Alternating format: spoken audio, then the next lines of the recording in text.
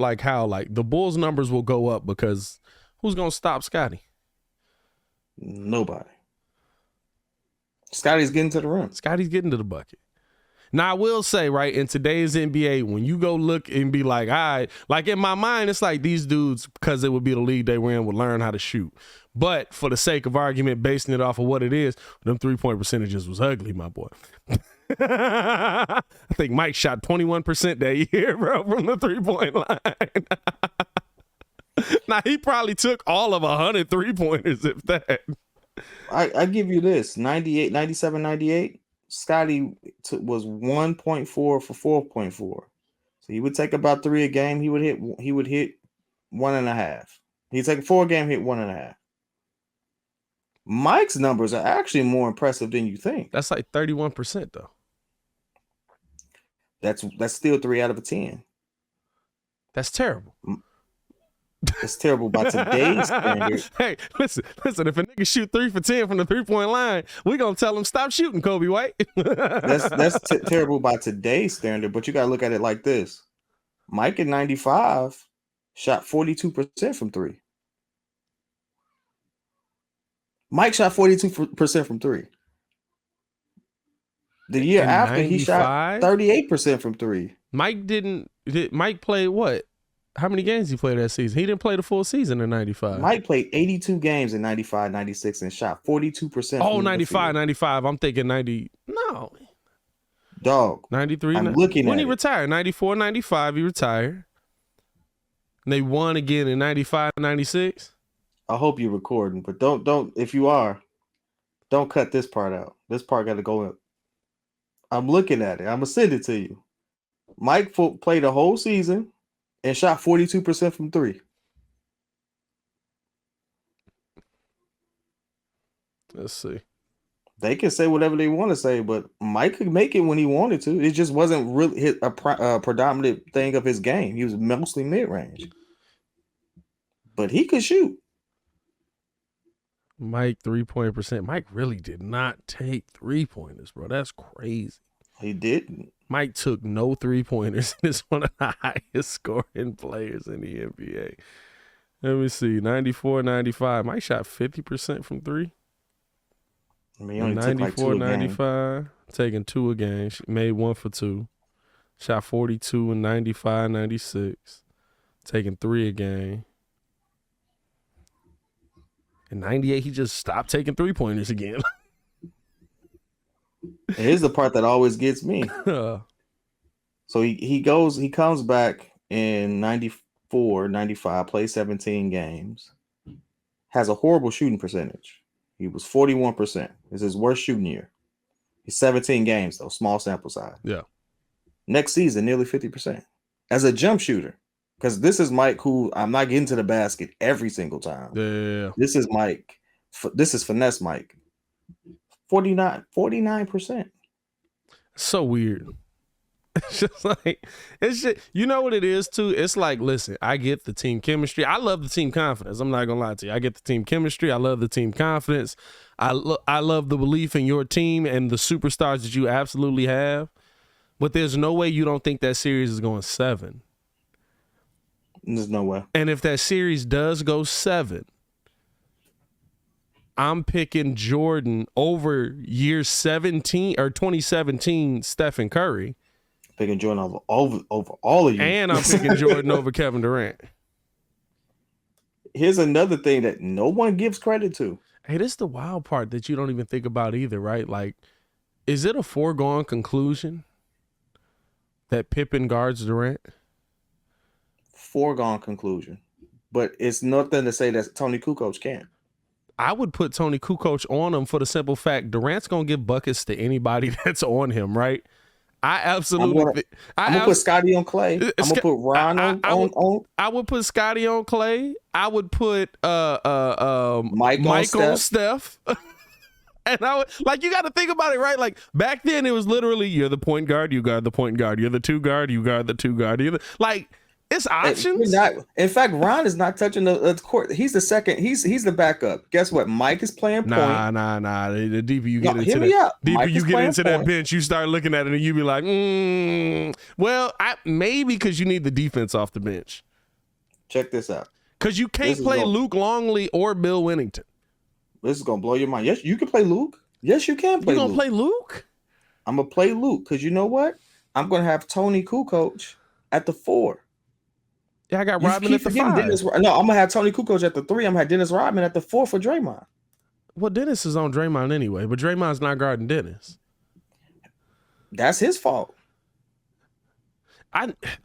This is the tough part, right? If you really break it down, well, 17 Clay. So Clay's probably guarding Jordan. Draymond's probably guarding Pippen.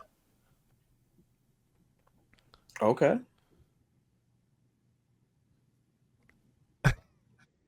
I'll tell you this. I'm just thinking about like all the options that the Bulls actually would have in like. This is the part that gets me, because I listened to, I had to sit there and listen to Nick Wright's argument.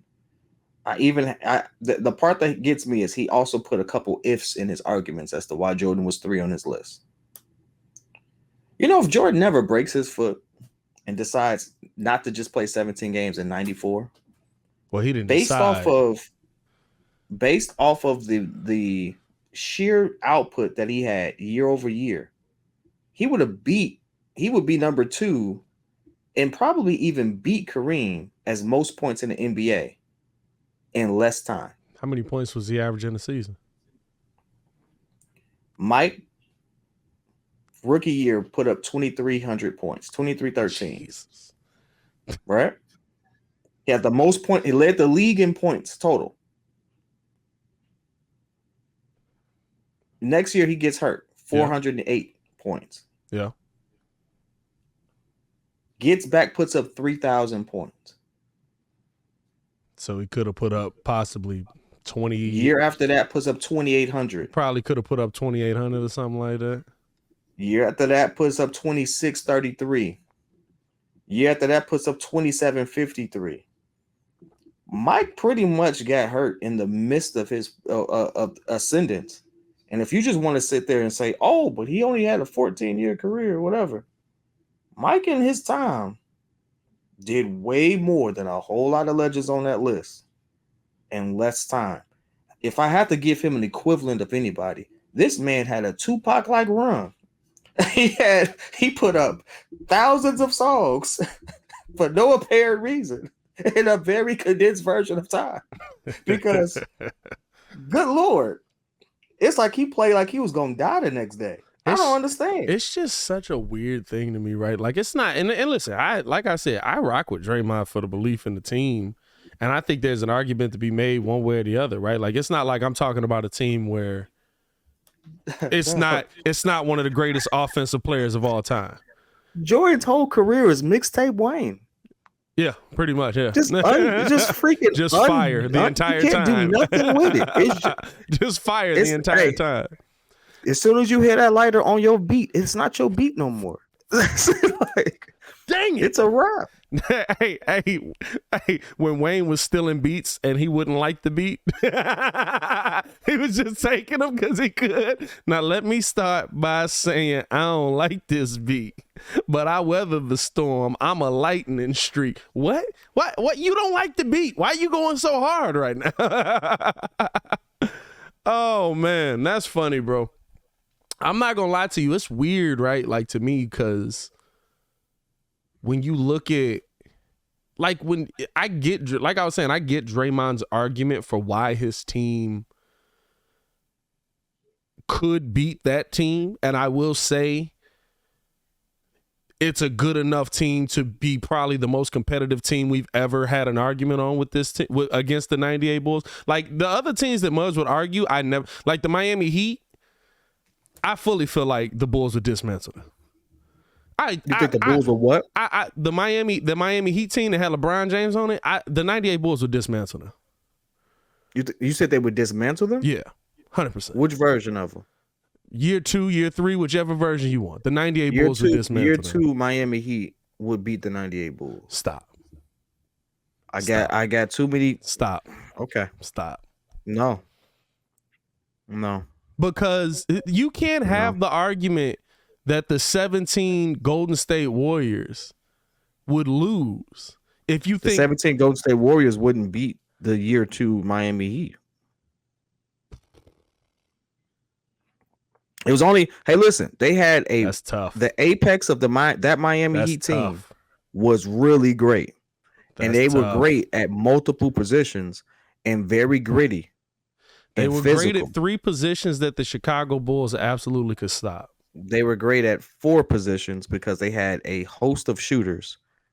You have to go back and look at that team, bro. That team had bench players who could flat out just shoot. What year is that? 2012? No. 2012 to 2013. 2013, right? The 12 to 13 season, that team right there, probably, and that version of LeBron, in my opinion, that version of LeBron, yeah, Scotty ain't got that. Oh, listen. Scotty's getting cooked on every superstar. Like that's like saying Scotty's stopping Michael, right? Like Scotty's not stopping Michael. Well, I'll be honest with you. In their head-to-head battles in practice, their head-to-head battles as Portland and the Wizards, Scotty actually did hold his own. Mike did not go off, and Mike put up big numbers on a lot of people, even at 40. So it just goes to show you that, hey, Scotty could have this team right here. Mario Chalmers. Now I give you the stars. Bryant, of course. D Wade, of course. Chris Bosh, of course, right? But I think Chris Bosh entire game is changed by Dennis Rodman. I think that Bryant is going Bryant. D Wade guarding Michael? Yes. Listen. 6'3" that version of D Wade could still keep up. 6'3" D Wade is stopping Michael. 6'4", 6'5" D Wade. Six what? He's 6'4". Dwayne Wade is 6'3". He has the most blocks in history for a shooting guard. Hey, I'm not buying. D Wade is a defensive stopping clamp. Michael. Here's the thing: you don't stop Michael. D Wade is slowing down Michael. Yes, he slows down Michael. Wow, he slows down Michael. Hear me out. I'm not sitting there saying that Mike ain't gonna have 30. I ain't sitting here saying Mike ain't not gonna have. So what's Mike shooting? What's Mike shooting percentage in the series? Mike shooting 30%, 45, 46%. It's gonna be lower than 50. It's gonna be lower than his 48, 49. And that's not saying that he's gonna be trash, but he's gonna have to put up a lot more shots. Because here's the thing: if I'm the Miami Heat, I let Mike cook. I shut down everybody else because I know I have more offensive firepower than you do. In that type of offensive scheme, if you want to take that, this is my thing though. Like Shane, on top of Pat Riley coaching against them. So let's say, yeah. Oh, the dude that Michael, Pat Riley, the dude that Michael continuously beat, and then Pat Riley had to retire his jersey because he beat him so bad so often. That's a respect thing. I respect it. Hey, listen, I'm just saying. So these are the dudes that you got dominating the Bulls bench. Jarvis Vernado, Dexter Pittman, Mike Miller, Rashad Lewis. I give you that one. Rashad Lewis, shooter. James Jones. Good shooters. By the way, Rashad Lewis is 6'11". I said Rashad Lewis, I give you. He tough. Rashad Lewis tough. I got Kukoc for you. Guess what? I got Lewis. I got Rashad Lewis for Kukoc. I got Kukoc. Oh God, I do. But we playing modern basketball. And Rashad Lewis hey, hold up. And 2012 was still physical. That's why I say that team could keep up with the Bulls. And on top of that, that's also why I make the claim. So Tony Kukoc wasn't Rashad Lewis. What you say? Tony Kukoc wasn't physical? I'm not saying he wasn't, but Rashad Lewis comes from that era. They had people Tony on that Kukoc team. Is that era? They in that. What I'm saying, no, Rashad Lewis was drafted early 2000s. Yeah, no, just like Brian. So he comes. Yeah. So what I'm saying is he was there before the Malice in the Palace. After the Malice in the Palace, they really started to crack down on the league for a minute. And then they eased up again toward 2008, 2009. They started calling more technical fouls, really, but like it still was a very. They were trying to control the game. It was a very physical game still. Like I watched LeBron carry small Kevin Durant to the basket. That's still one of the wildest plays in NBA history I've ever seen. I give you another case in point of someone who Shane Battier, Chris Anderson, Ray Allen. Here's another person who lets me know that he could have hung and Scotty would not have been able to shut him down. Chris Bosh is not getting shut down by Scotty. I can't say that. The reason I say that is because their prototype of that on that team is, or for that type of player, is Kevin Garnett. And Kevin Garnett never got shut down by Scotty. Never. You have never heard or even heard it said that Scotty shut him down. And Chris Bosh I've never even heard it said that Scotty spent a ton of time guarding him. Yeah, he did. In 98, Scottie Pippen was guarding Kevin Garnett? Kevin Garnett was drafted in 92. They've seen each other quite a bit. They've seen each other. Quite a bit.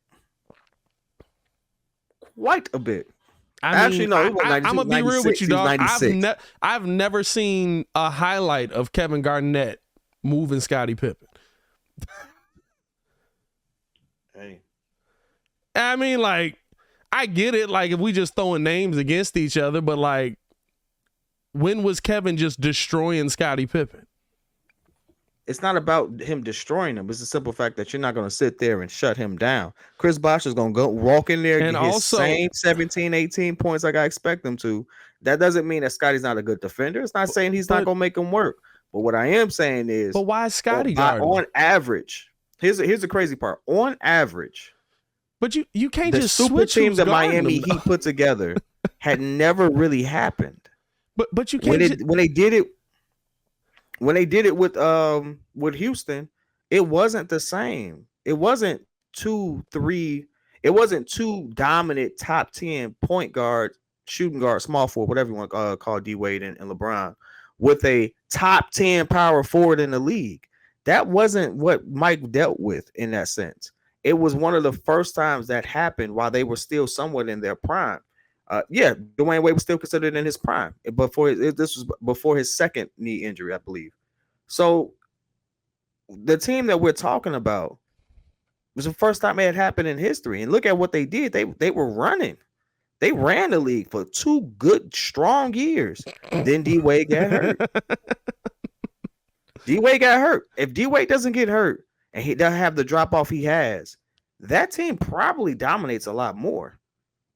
It's a scary team. I got to give respect where respect is due. I don't like how they got together. But you mean to tell me that they had to face that? No, Mike didn't have to face it. When Mike did have to face it, they didn't win. He also didn't have the team. I don't want to sit there and dismantle that. But when he had to face an all-star team like that, which was the Boston Celtics, yeah, he put up his numbers, but he didn't win. That doesn't mean he's not great, can't be the GOAT, stuff like that. It's talking about in 88? And Boston had the better team. They have 4 Hall of Famers. You talking about in 88? No, in 84. What? No, yeah, 84. So Scottie Pippen wasn't in the NBA yet. But I always said he didn't have the team. I mean, that's a whole different thing, right? We talking about 6-year championship Michael Jordan team already. Yeah, but what I'm saying is Mike never had to face that type of team because it hadn't existed in that way yet. We hadn't seen in their primes, the Miami Heat. We hadn't seen it. Name them. Shaq and Kobe still just Shaq and Kobe. It's just 2. Shaq was in his prime at that point.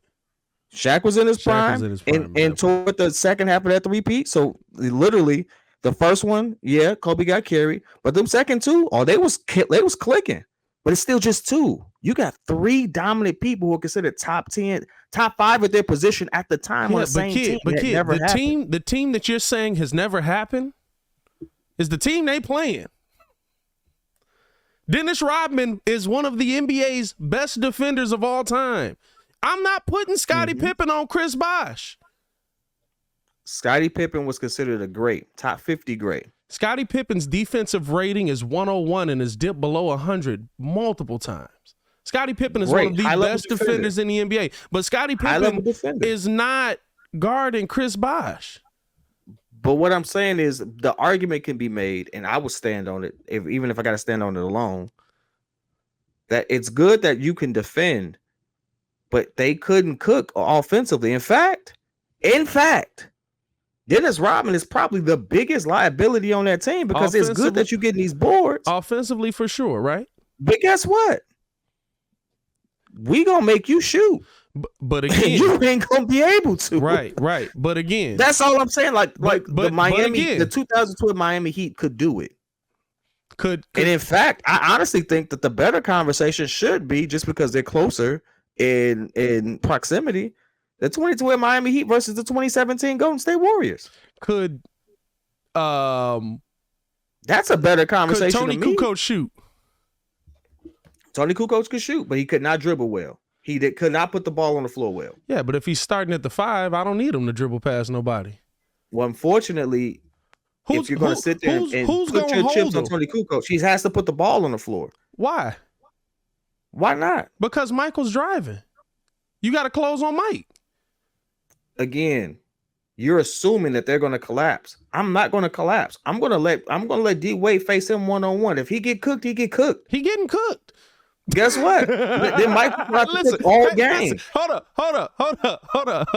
up. This ain't even young D Wade. But how did D Wade fare versus Kobe? Oh, D Wade held his own in a lot of those matchups. Yeah, he still lost a lot of them too. But no. You talking about individually? D Wade held his own for sure. Here's the thing: I don't even look at it like that. When you have an all-star team like the Bulls versus a great team, all-star team like Miami, you play man straight up. I can't collapse.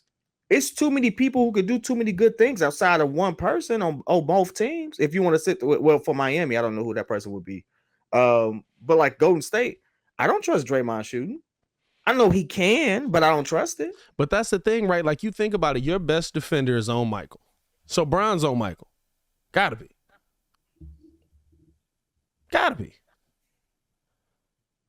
If that happens, I don't see Mike getting 30. I don't see LeBron getting 30 either. They're going to cancel each other out just because they're going to work so hard. They're going back and forth, right? But it's also, see, this is the thing. There's also an NBA. This is the thing where mugs don't like extrapolate it out. There's an NBA where like there's so much more space for these mugs to work with. In 2012, the space was ridiculous for them to work with compared to the 90s. So now Scottie Pippen's got space. He averaged 19 with no space. What do you mean? The court didn't get bigger. So what are you talking about? Space on the floor, how they play defense. There's more space. There's more spacing on the floor. There's more lanes for you to attack and different things. There's more lanes for you to attack as an offensive player, which puts you as a defensive player at a disadvantage. It almost puts you on an island.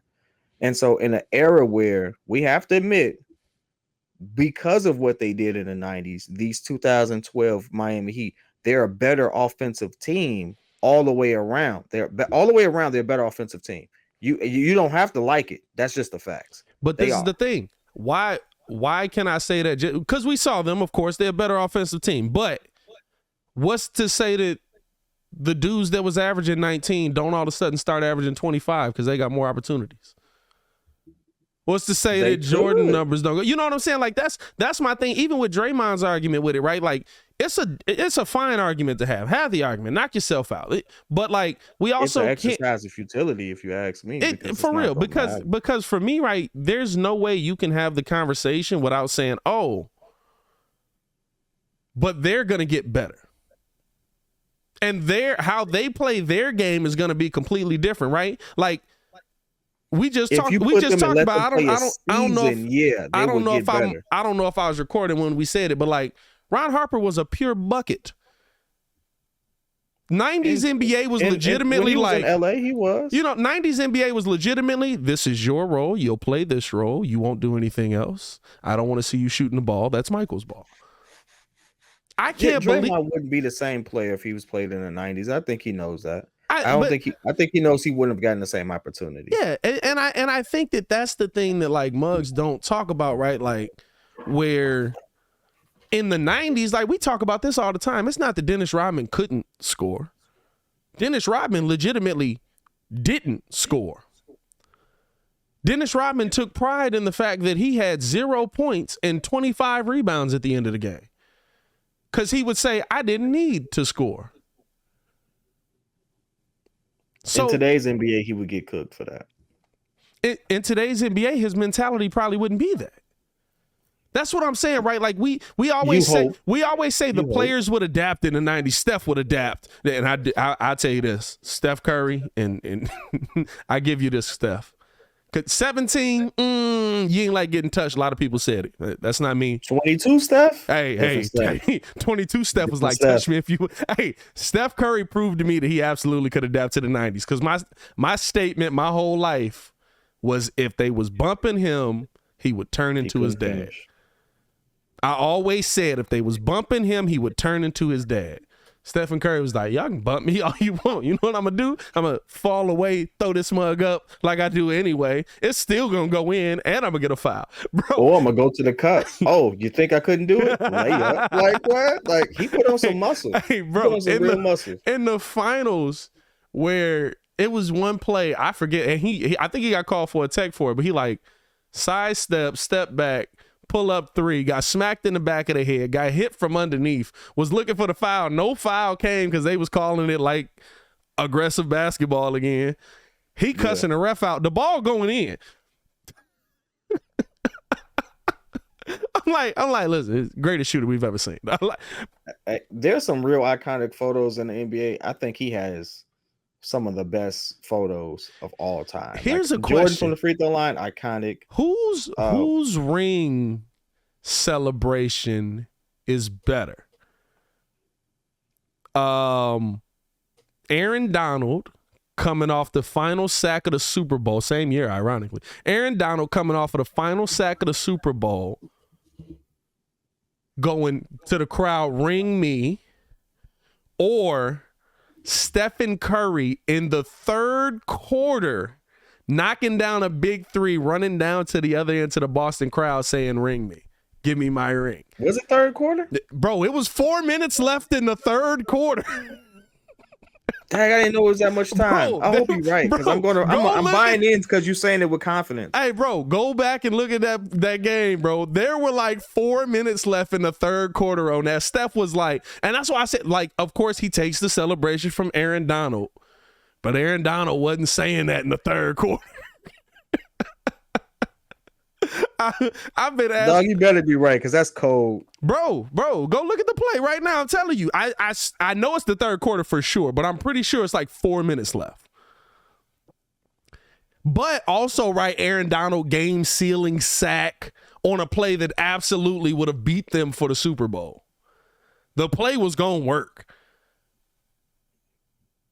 Jamar Chase was wide open going down the field. Caught that. Dang. Bro, how much time left? 6 minutes and 12 seconds. I was short. I was short. That's cold. Hey, bro, but right, like circumstances is crazy. If he don't grab Joe Burrow in that moment, somebody that was slipping their tackles all day, they lose the Super Bowl. But Steph called his championship with 6 minutes left in the third quarter. Y'all let us know in the comments. I think Aaron Donald's is better because Steph was up like 22 when he did it. So, I mean, when you got a 22-point cushion, it's easy to say ring me. But 22 ain't safe no more. Nah, like Draymond said, we knew we broke him. Draymond said he knew they broke him in game 5. He said we knew we broke. Felt it too. I did too. I said when Muzz was like, they got this. I was like, it ain't going back to Golden State. Yeah. But bro, I like think the one thing I say, it is weird hearing him say it though. When he was like, when they were talking about the Jaylen Brown incident, he's like, I knew I had him, and I'm just like, wow. And I think the part where you realize that Steph is not slowing down. Like they played him tough, and he was killing. Hey, bro. Oh my God. That man. Steph was hitting shots. I was like, yeah. I mean, if KD or Kyrie showed up like this, they probably would have got the same response. You know, bro. I will say this. I think if Kyrie wasn't fasting, that series goes different.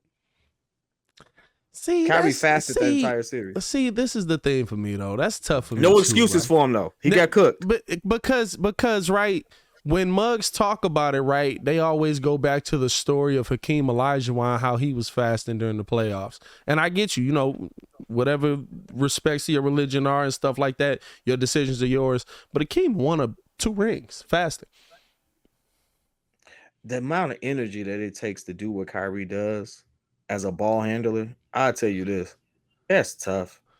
Like his style of play is he has to exert so much energy, which is where I'll tell you this. You know what though? I would say Hakeem had to exert the same amount of energy because of the level of players he had to go against. Every NBA team had a big man that was down there for one reason.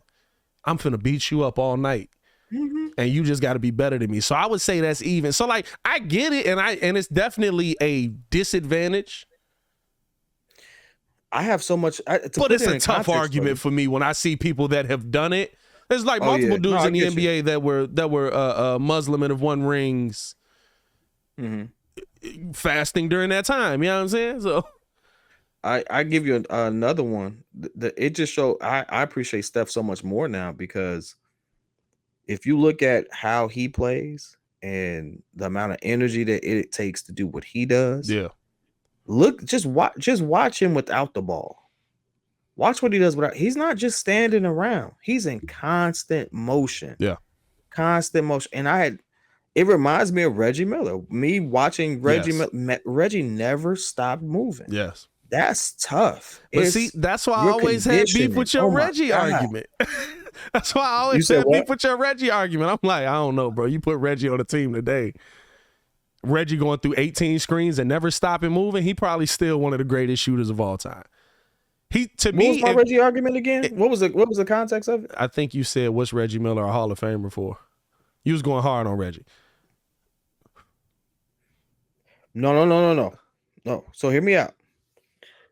I don't remember if that's exactly what you said, but I know there was mad Reggie slander. I do remember that. There are a lot of players who've accomplished a lot. Yeah. And the crazy thing is Reggie even says, hey, Reggie do be confused. No, it was top 50, right? It was top 50. Or the top NBA top 75. Yeah, why was Reggie in it? That's what he made the top 75. Yeah. So, I mean, I know you could say, well, he's being humble, this, that, and the other. I mean, look at his career, look at what he accomplished, look at what he actually attained. Was he a good or great three-point shooter? Yeah. Was he a great talent? Absolutely. Not taking that away from him. But I can give you about 4 or 5 other people from the 90s and 2000s whose careers are much better that didn't make that 75 list. And I will put them on there and take Reggie off. Accomplish more? You know what I'm saying? Like, that's the thing. Like, you also got to think, right? Like, the 90s, Reggie didn't accomplish nearly as much. And Reggie was the James Harden of the 90s when you think about it. I will take Reggie off of that joint and put Dwight Howard on in a heartbeat. But see, to me, Reggie's not. See, this is the thing, though. Reggie's not the one to take off for me on that, because Reggie legitimately led his team to an NBA Finals. What'd they get, 2? They get 2 versus Kobe? They went 4-2. 4-2. So you led your team to an NBA Finals. You won. You competed versus one of the best teams in NBA history as well, right? So he's not the one to take. No, I think it was 4-1. Was it 4-1? I thought it was 4-2. I thought he got 2. I thought he got 1 in LA going back, and they got 1 in Indiana, I thought. Hey, that's a good thing. I could look it up right here. Oh, for sure. Okay. But to me, right, like my beef is with the dude that ain't been to an NBA Finals. Like, or outside of like being a really good player, accomplished nothing. Who? Why is Dame Lillard on the list? Like, Dame Lillard, I will say, has been one of the more disrespected point guards in the NBA, but he ain't never been the best point guard in the NBA. Dwight Howard was the best center in the NBA and led his team to an NBA Finals. I will say this: Dame's career from a statistical standpoint is better than Reggie's. I'm sure he played, and he probably his All NBA Rookie of the Year. Of that's better than Reggie. Reggie ain't even got that. That's the part that kills me. Yeah, but Reggie got Reggie leading his team to an NBA Finals. Dog, listen. And you also that's one you also have to take into the era. You wasn't getting into all-star games and stuff like that. Reggie wasn't getting into no all-star games like that. How you getting there? He was a 5-time all-star, but had a 20-year career. Dame Lillard is basically getting to all-star games as a power forward at this point. He played 18 years, was a 5-time all-star. I'm impressed he got 5. He was 3-time All-NBA. Now, mind you, there's 3 All-NBA teams. But I'm impressed he got 5. Let's take that away, because me and you have already talked about it. The voting was different back then. So take that away. He didn't make an All-NBA team for majority of his career. Dame Lillard has been All-NBA half of his career. Dame Lillard was rookie of the year. It's also not by position anymore either, which is weird on that. Like that's the dumbest one to me. Like make that position. Like even at position. Name the other shooting guards that made All-NBA. Well, no, it would have been Jordan, Dominique. Dominique is a small forward. Dominique is small forward. Who was shooting guards in the East? Mike really exactly. Hey, no, this the thing though. This the thing. Mike eliminated the era. It's probably somebody now, here's the major thing. we forgetting. There's 3 other people in that he wasn't even leading his he got the finals. I'll give you that. But you know who else made the finals that don't nobody talk about? Vince Carter. Yeah, but I give Vince credit for making several times. Well, twice. And he led his conference. Oh yeah, with Jason Kidd. Oh yeah. Listen, I don't disagree with you. Hey, listen, you know Vince, my guy. Like, I don't disagree with you at all. I think Vince don't get enough credit. I think he's a 6-time All-NBA, rookie of the year, even that, right? All rookie, and 6-time All-Star. Even he that has a better career than Reggie, and he ain't even done. Who? Oh, Dame. Yeah, but Dame ain't went nowhere. What's the point of playing the game? Dame made a Western Conference Finals. That's the switch. That's the switch. You know what I'm saying? Dame made a Western Conference Finals. Like, making the finals is cool. I give you that. But Reggie did it once. And I'm not taking it away from him. But he did it once. And you could arguably say that he wasn't even the best player on his team most of his career. You could argue that. Who was the best player on his team? You can't argue that with Dame. Who was the best player on his team? Ron before the Malice of the Palace was definitely the best player on the Pacers. He was in MVP conversations. That 1 year. Just that Malice in the Palace Reggie only got 1 year. No, just that Reggie only got 1 year. No, I'm saying that just that Malice in the Palace year, he was in the MVP conversation because he all of a sudden was like, hey, I'm going to start scoring too. I'm going to start killing y'all. Hey, Ron was a dog that season. Hey, that's what irritated me about that season. Reggie thought he was going to the finals that season. Ron was a dog that season. He says it all the time. Ron was a dog that he was destroying mugs that season. But I like when we talk, like even like the top 50 list, or like even when we was talking NBA top 75, it's like if either you gonna come up with a specific criteria to put these mugs on there or not, and if it's not how much you've accomplished winning wise, then what is it? Let's see. There's no great from the 90s that we don't talk about that didn't make a finals. That didn't make the finals? Patrick Ewing. I don't call him that great. I knew I set that one up. I knew you was gonna say that. Hey, I'm gonna tell you this right now. A lot of posters. You lied for that one, man. Hey, what I do? I told you. I said just go look at a '90s mixtape of dunks. See how many times you see Patrick Ewing on the receiving end. You stupid, dog. You stupid. I can't stand you, man. Hey, listen. The funny thing is, I felt the setup too. Hey, listen. I felt the setup. Hey, and you know why I don't feel bad for Patrick Ewing? It's your own fault. Dunk the basketball. What Pat Ewing do? I'm gonna be pretty and finger roll it right off the back of the rim. See, I knew I wasn't tripping. All right, so guess what? I can make the case that I got to give a shout out to my man Steve Harvey lineup. Not even worried about Molly. No disrespect to my man's relationship. But Jalen Rose averaged just as many points per game as Reggie Miller and was actually taking more shots with a better shooting percentage. But he averaged just as many points. Guess what? That's tough, dog. Come on. I'm going to send it to you. Nah, that's tough, dog. Wait a minute. I want you to hear what he said. He averaged just as many points as Reggie, taking more shots. So that means Reggie was being way more efficient getting his buckets. No, Reggie just shot more threes. Reggie was taking 5 threes a game in the 90s, but everybody else was taking 2. So if Reggie hit 2 threes while Jalen only attempted 2, let me roll that back. If he hits 2 threes, that's 6 points. Right. Jalen has to take an extra shot just to compete. Hey, he took literally 2.1 more shots than Reggie. Hey, Reggie also took 2.4 more threes than he did. Get your so jump it kind shot of up, evens baby. out. Get your jump shot up, baby. That's all that say to me. And on top of that, for the 2.5 threes that Jalen Rose did take, he was hitting them at nearly 40%. Hey. Man, shout out to Jalen Rose. Jalen Rose was a bucket. With the come up. Hey, I sent it to you. Look at it. All of them mugs was buckets.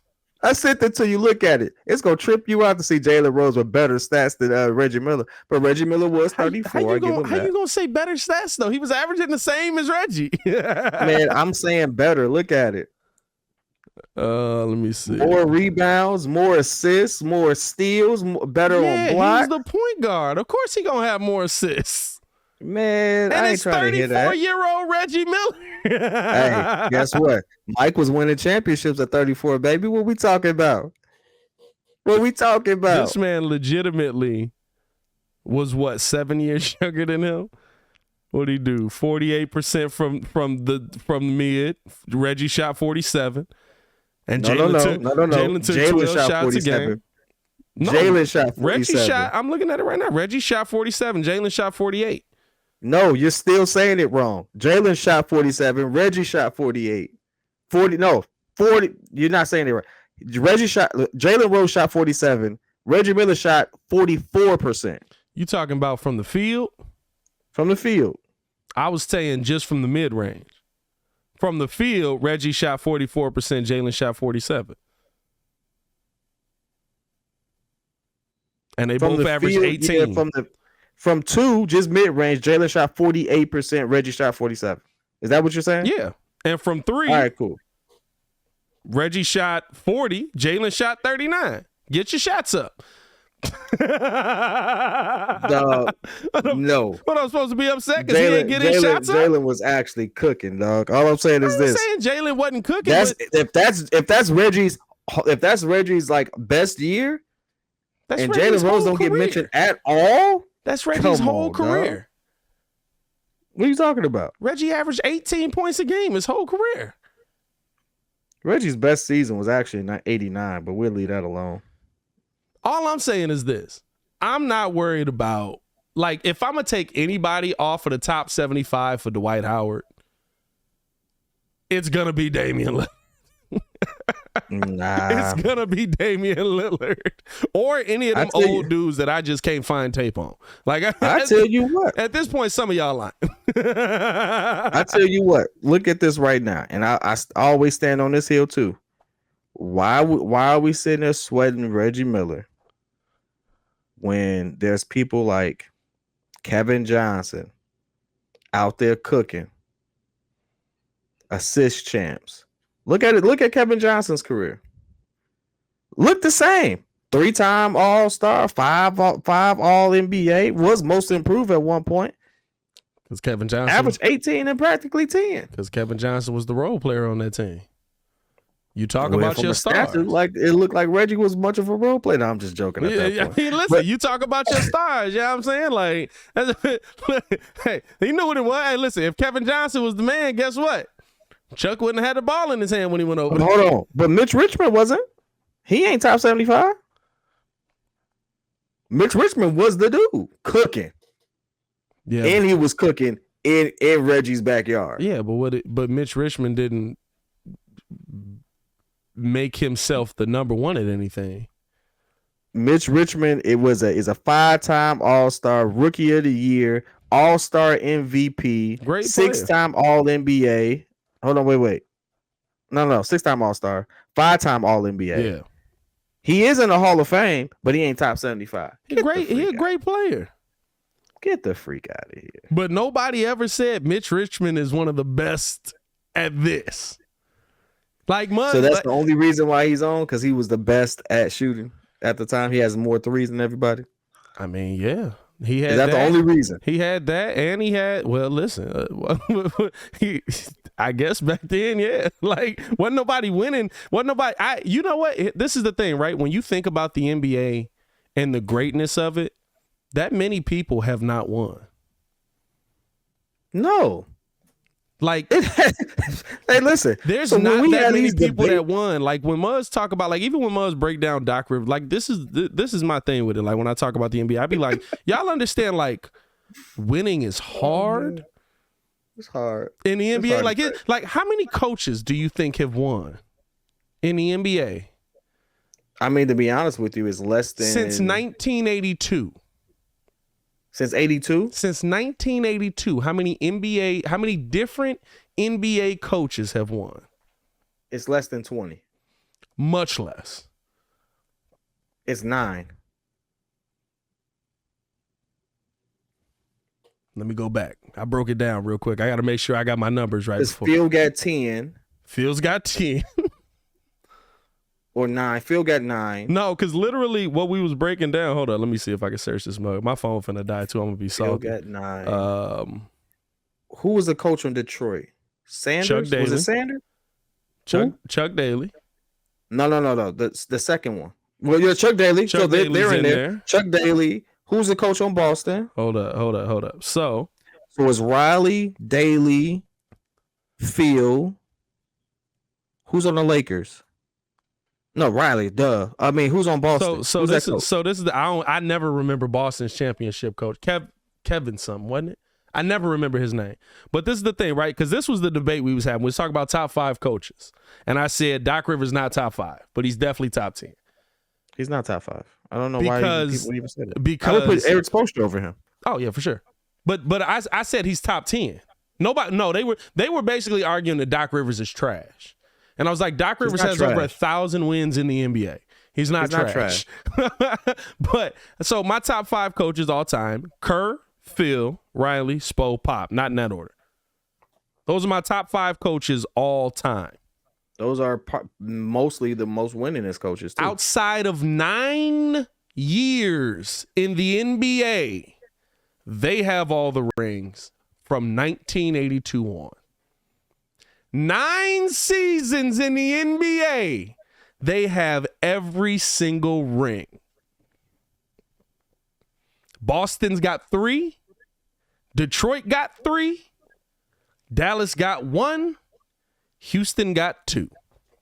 And I don't know why people trip on Doc. I mean, he may not be top 5, but he got a ring himself. Well, and that's why I said he's top 10, because like he's one of the 9 coaches. Or he's Jerry one of the don't 9 have a teams ring. that Jerry won. Sloan don't have a ring. Don Nelson don't have a ring. You're talking about 2 coaches in Detroit. 2 coaches. George Karl don't have a ring. No, none of them. You talk about 2 coaches in Detroit, 2 coaches in Boston, Rick Carlisle, and a coach in Houston. Rick Carlisle. I hate that he's got that ring. I can't stand. Who was the coach in Houston? Whoever was coaching Hakeem at that time. I don't remember his name. Hakeem's coach. Whoever that was. Yeah, it was Hakeem basically. But no, let's not do that. Let's not do that. Let's not disrespect that man. It's honestly I just don't remember his name. Like, I know you joking, but people are taking it wrong. I'm gonna be honest with you, or never knew it, right? Like, because outside of 9 seasons, Kerr, Pop, Phil, Spo, Riley got every single ring for 40 years. It's hard to win in the NBA. Say that again for the people in the back. Yeah, I mean, like that's why. Like, oh my God, you wouldn't even believe that man's name. What? Rudy Tomjanovich. Oh, I know who that is. That's Houston coach. Yeah, I actually feel bad for not knowing that. I actually know who that is. Rudy Tomjanovich, I know. But I mean, yeah, bro, like he said, yeah, I feel bad now. I actually feel bad for that. Like, I feel like I'm dumb for that one. It's a bunch of people in the chat right now just like, you didn't know that. But no, bro, like when you look at I ain't know. when you look at like how hard it is to win, when you think of the players, you're literally talking about what, 20 players? Casey Jones. How did what I say? I said Kenny something. I don't know what I said. Casey Jones. For Boston? For Boston. Casey Jones. But I mean, you go back 40 years, you talk about Magic, Kareem. You're talking about Jordan, Pippen, Rodman, Thomas. We already to the 2000s. All right, so if you do it that way, you go back to 82, 83. That's Riley. I think the Lakers won that one. Riley won that one, yeah. I think that was Riley's first. Because Bill Fitch was before Casey Jones. I knew that, but I didn't know when was what. And I was gonna say Red Auerbach was the coach, but he was a coach with Bill. The reason I capped it at 82, right, is because that's where like the stars you think about and the NBA starting to become a star-driven league really started. Oh, modern history. You know what I mean? Like that's like before that, right? Like that's where you get JJ Redick talking out the side of his neck saying plumbers. You know what I mean? Did, right? You went back to when the NBA and the ABA practically merged, and you got these new teams and stuff like that. That's the right thing to do. And I don't think it's disrespectful for the people before. No. But the reason I say it is like, dog, that's 5 coaches. There's 30 teams in the NBA. Yeah. That's 5 teams. 6, because Pat coached 2. There's 6 teams in 40 years that have won just about all the NBA championships. That's why I be telling Muzz, right? Like when you sitting here and you're doing this, like blow it up, restart, dude. Like it's hard to win in this NBA.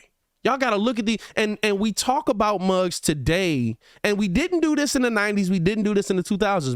Making the finals was respect. Absolutely. AI's whole respect is built off of making the finals and winning a game.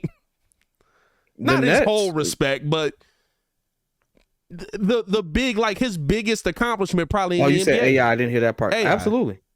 So like, time out. He didn't just win a game though.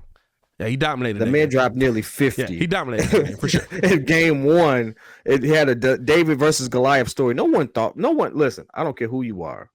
You did not have Philly winning. But even that, right? Think about, like, that's what I'm saying. Like the 90s, Reggie Miller wasn't supposed to beat the Knicks.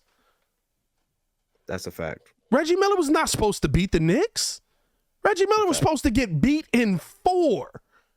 He was not supposed to win a game. He was supposed to get beat in 4. So, like, that's how these stories get built up. That's how and again, right back then, it's writers and stuff building it. But, like, there's a respect on making the finals.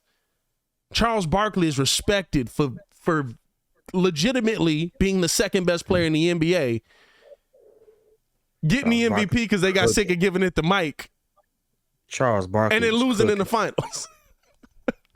Charles Barkley was cooking. Even in the finals, he was cooking. Oh, he's cooking. What was Charles' stat line? Hey, Charles had one of them, like, remember we looked up the stats from like Muggs in the 50s or the 60s and 70s, and the finals was like 64-10, 52-8. Like, that's how Charles was in the finals versus Jordan and them boys. Charles Barkley. Hey, here's the question. If you're going to say anything about any player, especially in a debate against Scotty, wasn't Scotty guarding Chuck? I think Horace was guarding him. Oh, Jesus. Well, hey. I think Horace was guarding him. Hey, listen, Phil, you didn't make all the right decisions. I'll say this. Man, game 2, all I know is Chuck was like, get out my way. 42 points, 13 rebounds, 4 assists, 1 steal, 1 block. He said, hey, Michael who? I loved it because guess what? Michael dropped 42 points, 12 rebounds, 9 assists. Bro. But you know what I'm saying? Like there's such a disrespect on guys like, to me, like the biggest is Russell Westbrook, but even Kyrie Irving. Kyrie Irving's got a ring. He's one of the most disrespected players in the NBA. Russell Westbrook is one of the most disrespected players in the NBA. Like if you're not, and I really, the crazy part is, right, and I have to put it on Jordan fans. Listen, this is a Bulls podcast. I'm all for it. Y'all did this. Because anybody that didn't have a perfect record in the finals, you had to slander. He'll never be as good as Michael because he didn't have a perfect record in the finals. And then when Muggs started getting a whole bunch of championships behind him, it was, well, it's not 6-6. Oh, he lost, though. He did. Jordan fans did this. I'm going to be honest with you. The most disrespected legend in history is still Kobe Bryant. It's all about how you frame it. I'll say this. There's a shift in Kobe love, and it definitely coincides with Kobe passing away. There was a lot of dudes that had a lot of slander for Kobe, and then he died, and they was like, well, now I can't slander him no more. And Pat, I want you to clip this up. Nick Wright, this is specifically for you. You did not have Kobe as a top 10 player in the league until he died. I have a problem with that. I have a problem with you making him, now he's 6. But he was outside your top 10 well up until the very year he died. That's cap. I can't stand on it. If he's not your top 10, it's not your top 10. Don't sit there and do that. Lets me know that you really didn't believe that stuff you were spewing out. You just wanted to sit there and run the narrative, and I don't like it. That's not good. That's not good stuff right there. No, it's not. Not at all. And if it's not Nick Wright, you know who else did it? What is the other gentleman's name? Max Kellerman. Max Kellerman. No, Max has been pretty fair. I don't know what Max's top 10 is, but I know the Max was pretty fair. But I know for a fact Nick Wright was the one. I also don't know First Take structure. Everything else is a child of First Take. Let's be real. Like first things first. It's all about. But I also don't know First Take. Like that was the one time, and it's not one time, right? Like when Skip was on there, but Skip has also like gone to a different network and kept that same smoke for everybody. So like I'm kind of like maybe he really believed this. But that was the one moment where I said y'all needed somebody to debate Stephen A. And he had to take the other side. Because he didn't sound like he believed his argument. Who? Max Kellerman, when he was talking about Kawhi Leonard in the finals over Kobe. He said he was more clutch than Kobe. Stephen A wasn't even on that particular clip. Stephen A is not on that set. Was Stephen A not on that one? Who is it? It's Jay Williams, and I think Stephen A was on the TV on the other side. Maybe not. But whoever it is, right? You needed somebody to. Jay Will got up and walked away.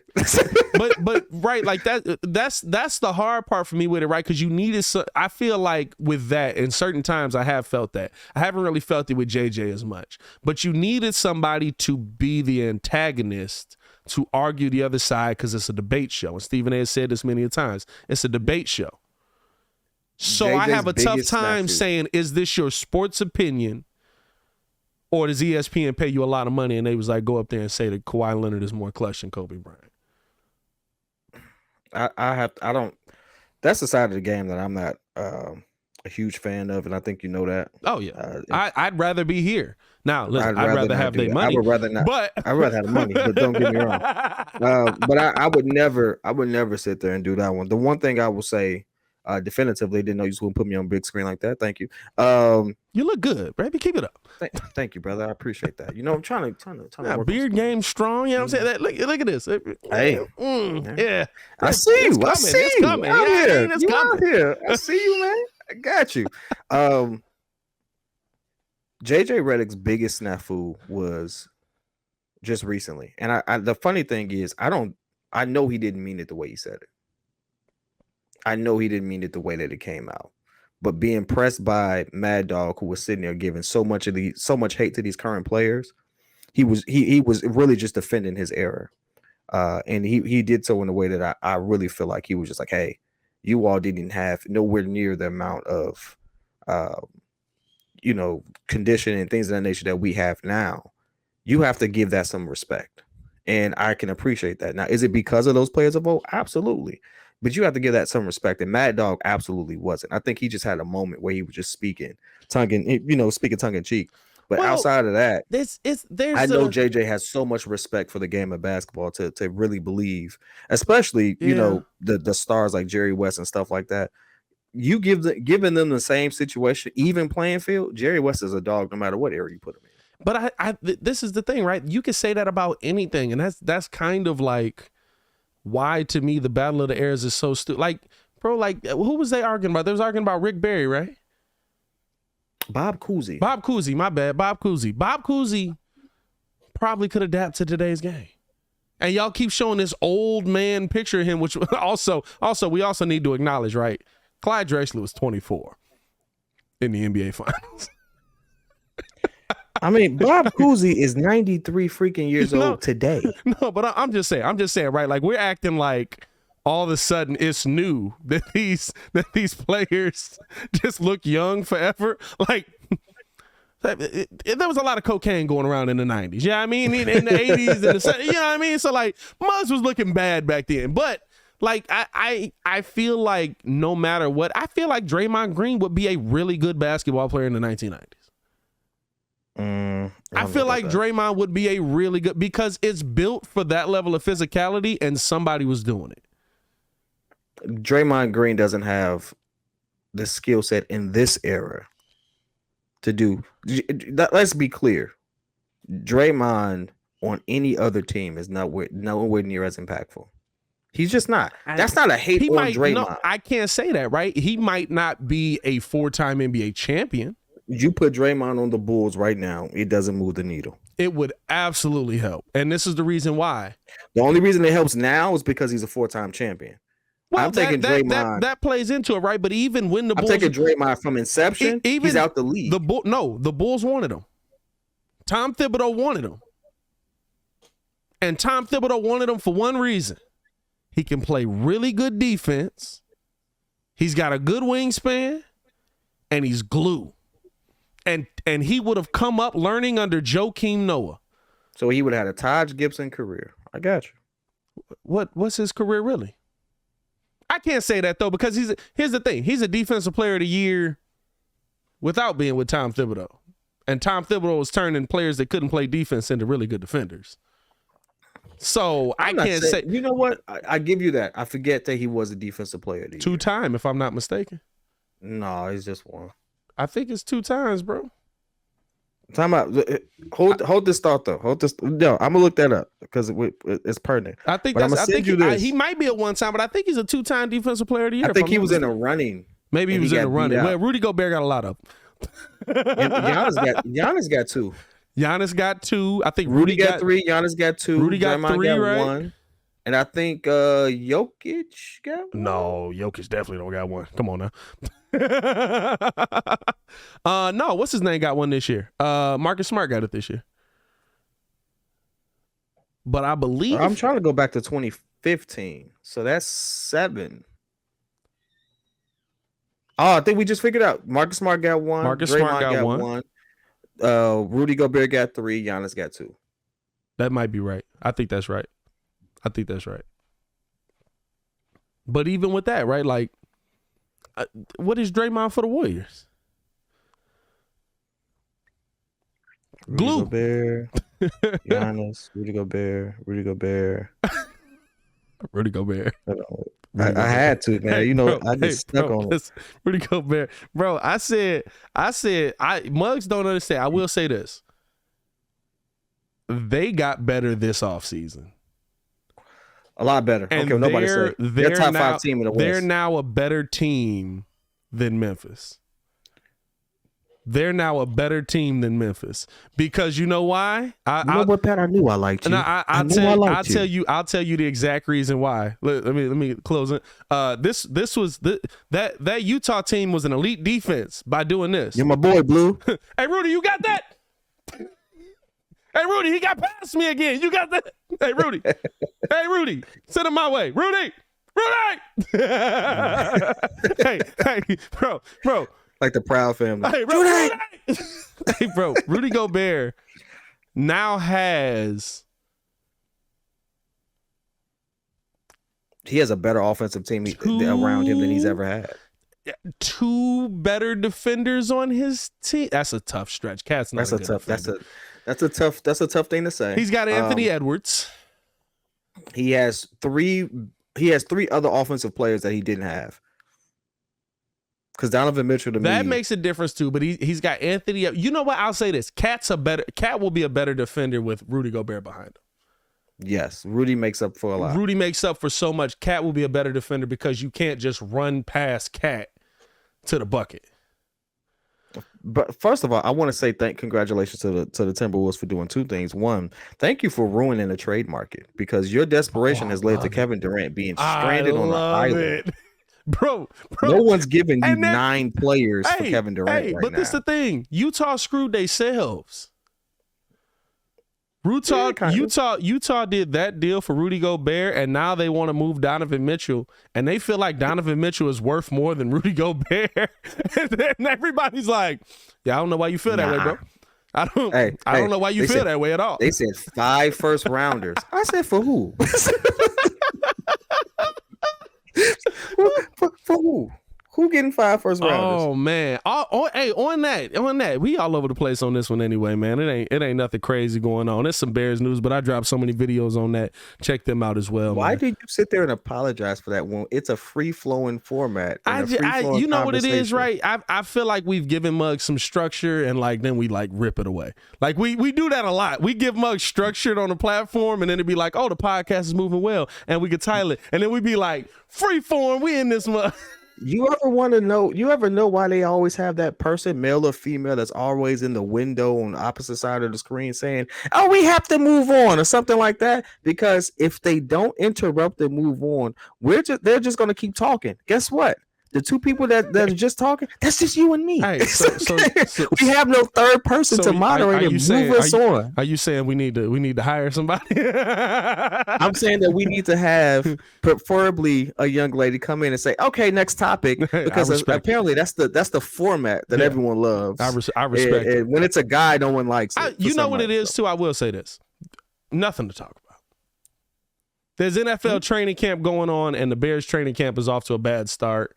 I dropped a couple videos on that already. Check that out. I think I'm also just gonna start dropping my daily videos all in a line, and drop that as a podcast. I'm gonna tell you one thing, Pat. It ain't looking good for the Bears, man. We getting off to some shaky starts right here, baby. I got a whole different. Now here's the thing with Roquan Wright. I get it, and this is what I said in the video. I 100% get Roquan because. The Bears, here's the thing though, right? What if we said protect Justin Fields? Today, the Bears protected Justin Fields. Today, the Chicago Bears did probably the best move I've seen them do all offseason outside of getting Lucas Patrick. You protected Justin Fields today. I respect that. I love the move. It just so happens on that same day, you hear Roquan Smith say, I'm not showing up to training camp. Roquan Smith is in line for $20 million. Pay that man his money. They can't pay him right now. They don't have it. You know what I'm saying? What? But next season they can backload it. They can backload that contract. That's probably where the issue's coming in. They're gonna have to guarantee a whole lot of it because that's what I'm saying. That's probably where the issue's coming in because the Bears are probably like this. It's a whole different mindset in basketball, right? In basketball, betting on yourself mean, all right, I just got to go out here and hoop, do what I normally do, don't get hurt. In football, you get hit every play. So betting on yourself could be like, there go your knee. But you get hurt. And I think that's why we don't see Roquan at training camp. Brisker is a different one. That's 3rd-year option. Roquan did the same thing. I'm fine with it, whatever. But I think that's why we don't see Roquan at training camp because I'm not going to risk, especially with how Flus is doing it. It's high intensity. It's running. They're moving. They're hey, get around here. Get over it. Let's go. Back on the ball. Like, give me my money. I'm not risking none of that until I'm paid. Give me my money. So, I get what he's doing 100%. I'm okay with what he's doing. I don't think Roquan will end up missing any games this season. I think this is literally I'm not happy with my contract situation. Y'all paid somebody that wasn't here before, before somebody who's giving you 3 years on this team of BS. But also, I would rather they pay the dude they paid today. Yeah, I mean, I would rather have Michael Schofield here right now because I need to know if Justin Fields can stay alive for 8 plays. You know what I mean? Like that's for me, I'm okay on both sides with it. I'm okay with what Ryan Poles did, and I'm okay with what Roquan Smith is doing. I'm okay with it too, and I'm happy that they did get protection for Justin. Justin's on a hot seat for me. He absolutely is. Because you know what? Year 2, I saw first Joe year Burrow. of a system. Say what? I said year 2, first year of a system. Hot seat. Well, you said it yourself. He has a limited time frame before you have to have pay me contract talks. And it's not his fault that the first year didn't go well. But that first year counts toward his contractual obligations. No, for sure. For sure. And so you're going to have a situation where potentially he ends up in like a Daniel Jones situation where even the owner knows, man, we didn't do right by this kid at all. Hey, listen, not with this offensive line. hey, I ain't even seen this offensive line play together yet. I know it's better than what Daniel Jones was standing behind. but here's the thing, and this is why, like I'm so, like you say, I hitch my wagon to some weird bets. I look at situations and circumstances, and no other sport between the two sports that we talk about the most, basketball and football. It does not show itself as much as it does in the NBA as it does in football. In football, you gotta look at Daniel Jones. Jimmy Garoppolo could be on his way to the Giants. And Daniel Jones will either have to be a backup or be on the move. And he'll be a backup at that point. For the rest of his career, probably. You know what's weird? Is that fair to him though? It's not fair to him. You know what's his weird? Situation didn't allow him to be good. I feel like Muggs, and he still etched out some pretty decent games. But I mean, hey, everyone's not Deshaun Watson. Some people do need that ability to build up and have a system around them till they can learn to be great in the NFL. Deshaun Watson is like one of very few who have ever touched a football field, and people keep comparing them. Look at what Deshaun did. Look at what Patrick did. Patrick sat for a year. Yeah. Patrick was in a good system. Patrick learned some stuff. My favorite thing from Patrick and from other Chiefs players is they understand this thing keeps rolling without me. I forget who it was. They was like, Alex Smith was in the AFC title game. Alex Smith was cooking. Lost. He wasn't Pat cooking, but he was cooking. And then Pat Mahomes came in and was great. Like, you know what I mean? Like, it's not like they switched quarterbacks off of like 10 years of losing. They switched quarterbacks off of the AFC title game where you lost to Tom Brady. And so situations matter. Yeah. I look at the situation. I always say that because I look at Daniel Jones. I feel bad for the kid. Because he's going to probably be a backup in a situation that he shouldn't have been a backup in. I think Daniel Jones does have the mechanics and skill set, if he's given the right situation, to be good. I think he's a better QB than Jalen Hurts. But Jalen Hurts is all of a sudden fantasy football favorite. Now, mind you, he does put up a lot of points in fantasy football. But he's not that good of a QB. He's not that good of a QB. He's not. But not yet. This is the thing, right? But he does a bunch of stuff because he's in a system that allows him to do it a little bit, and they put a bunch of people around him. Look at Tua. Tua's not a good QB. I don't care what Tariq Hill was saying, talking about he's one of the most accurate QBs in his. You capping. I watched that kid. No, he's not. But look at the situation. Like that situation with Daniel Jones is a much better situation. The interesting thing with football is, though, right, like now it's boom or bust in the NFL, and it never was. And that was a league that you could win Super Bowls with the okay dude. You just had to put you had to put a lot of freaking talent around. But now in the NFL, right, like he's okay. Like Baker Mayfield in the early 2000s, you're running with Baker Mayfield. Like that's your quarterback. Like you'll have people on both sides that'll say, "Hey, I don't like him. I love him." But you're running with him. Jay Cutler was here for how many years? Jay Cutler came here, 2009? 2008? What, he did 3 years in Denver? Did 3 years in Denver. I think he came here in 2008. Something like that. He left in 2014. He got a contract extension. That was the most polarizing player in Chicago The entire time he was here. I think he was disrespected and everybody was like, oh, you can't win without an offensive line. You know what my favorite part about Jay Cutler is? All the mugs that are now like, how you going to win without an offensive line was destroying Jay. But then destroy Jay Cutler. Destroying Jay.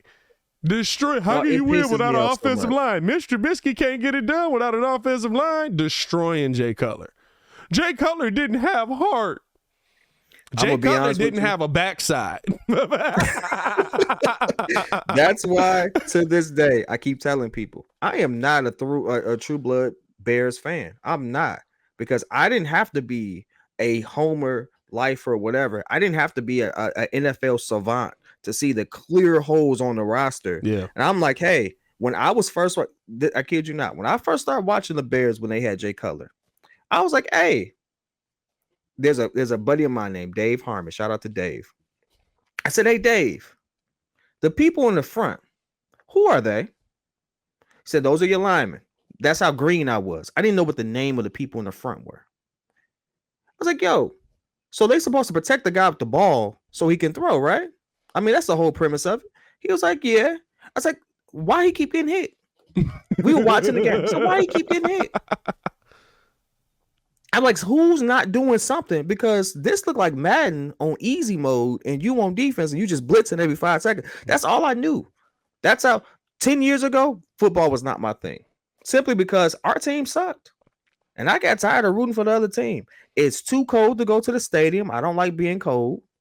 I don't know why they didn't put a dome on. Like, I had 1,001 reasons not to be a Bears fan. And when I finally became a Bears fan, because I got married to a woman whose whole family are Bears fans, I was a guy in the thing like, yo, this team sucked. Like, I don't understand what y'all see. What are we getting happy for? We about to get beat. It's the same dude. What are we doing? I didn't understand it. I was just there to play cards. Everybody's like, yo, we gonna win. No, we not. Well, we 8-8 on a good day. It's a coin flip. Well, no, Jay had some good years there. Jay had a 13-4 years, something like that. He had some good years. But the problem is, right, like that's the thing. You can have a year. Joe Burrow, look what the Bengals did this year. Joe Burrow had a year. Joe Burrow just changed the entire city of Cincinnati. They built a different. Hey, listen, they have a whole economy that's around the fact that he made the Super Bowl. Yep. He didn't win nothing yet. No, he made the Super Bowl. Hey. That whole place, they just approved unanimously billions of dollars of reconstruction around there because of that one dude. But that's a take from Colin Cowherd, by the way. Thank you for that. If the tackles they brought in don't work out, I could absolutely see Joe Burrow being Dan Marino. Dominant offense, dominant team, dominant players. That will never work again. That was a year. He had the best type of year you can have. That will never work. You want to know how I know? Because they've seen it. Because they've seen it. They've seen it, and what did the AFC just do? Can we get Khalil Mack? He can come over here. All right, cool. Let's get Khalil Mack over here. Can we get some more Bosa boys in here? Let's get them over here. I'm gonna tell you, it will they better protect their boy. I'm gonna tell you this right now. Even with the tackles they got, he got to play Justin Herbert 2 times a year. That means he got to play Bosa and Mack 2 times a year. He might not get out of that game. Oof. They coming on each side. That's crazy. Hey, they trying to meet in the middle with a high five. Hey, that's crazy. I'm gonna say this: we're in the most electrifying era of football. And for those who are saying, yeah, I went back and did my research and watched a bunch of old games and stuff like that because I was dead set. I was so dead set on not getting out talked in football this season. I stopped watching basketball. Hey, because I know the game of basketball. Hey, they tough to watch. I can hold my own on that all day long. But I'm telling you right now, I'm gonna come and we're gonna talk football. I'm like, okay, I got him now. I got him. I know this coverage. When you see that when you see that like early 2000s clip and it's like a quarterback that like try to run and get hit from the legs and then hit from the top and then hit from the middle and you just like oh god, oh my god. I went back and watched the game of the Bears versus the Packers with Brett Favre. I was just like, bro, I'm 2 plays in. There's 12 penalties. Not Easy. one flag thrown. Now, I say this. When you come to talking about eras, football is a game that you don't talk eras with, because back then, none of these players would survive back then. No, more skilled, yes. More durable, heck no. Well, you know what? What nobody talks about is Brady won all 3 of his first championships in that era. That era didn't change till Brady got hurt. They was like, we making our money off of. Wait a minute, y'all hit him. Hold on now, y'all can't hit him. Yeah. So like that era really didn't change till Brady got hurt. Another QB got hurt that season too. Brady was just the most noticeable, but I think that Brady got hurt his first year. What's his name got hurt? That's how Brady got on the field. Drew Bledsoe. Drew Bledsoe got hurt. But that season where they made all those rule changes to start protecting the QB more, it was like 2 or 3 QBs. For sure. There was a lot. But like Brady the NFL was the most like, notable. Yeah, the NFL was like the whole trajectory of our favorite teams just changed. Because we got all these QBs that died.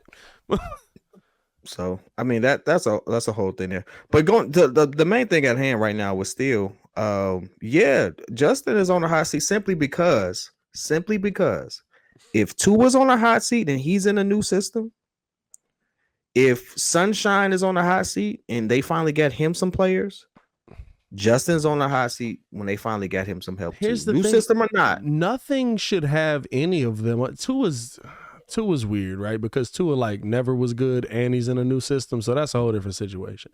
But what's the difference? The difference there is Tua had a lot of the stuff already there that he could have made work. But also, this is my point. In football, and this is kind of where we got to start. In football, you should have every player 5 years. Every player should be there 5 years, because especially a quarterback, if you got a good system, it take 2 to 3 years just to figure out what the heck's happening on the field. Y'all killed my man Trubisky so bad. Nope. But see, even that, right? With Mitch, he was here 3 years, and I was like, hey, that throw looks a lot like first year. That throw looks a lot like second year. You know what I mean? Like, there's also a progression of it, right? Like, I will say, if I see Justin Fields look the same as he did last year, I'm concerned. I got some issues. The problem is you'll never know. That's the problem. The problem is he didn't have the opportunity to go out there and throw the ball and have a season where you can make those apples to apples comparisons. He really just didn't. There is not enough game tape for Justin for us to make that level of critique, because he didn't have a whole season to even go through the progression. Yeah. He hasn't done it. So you can't do that.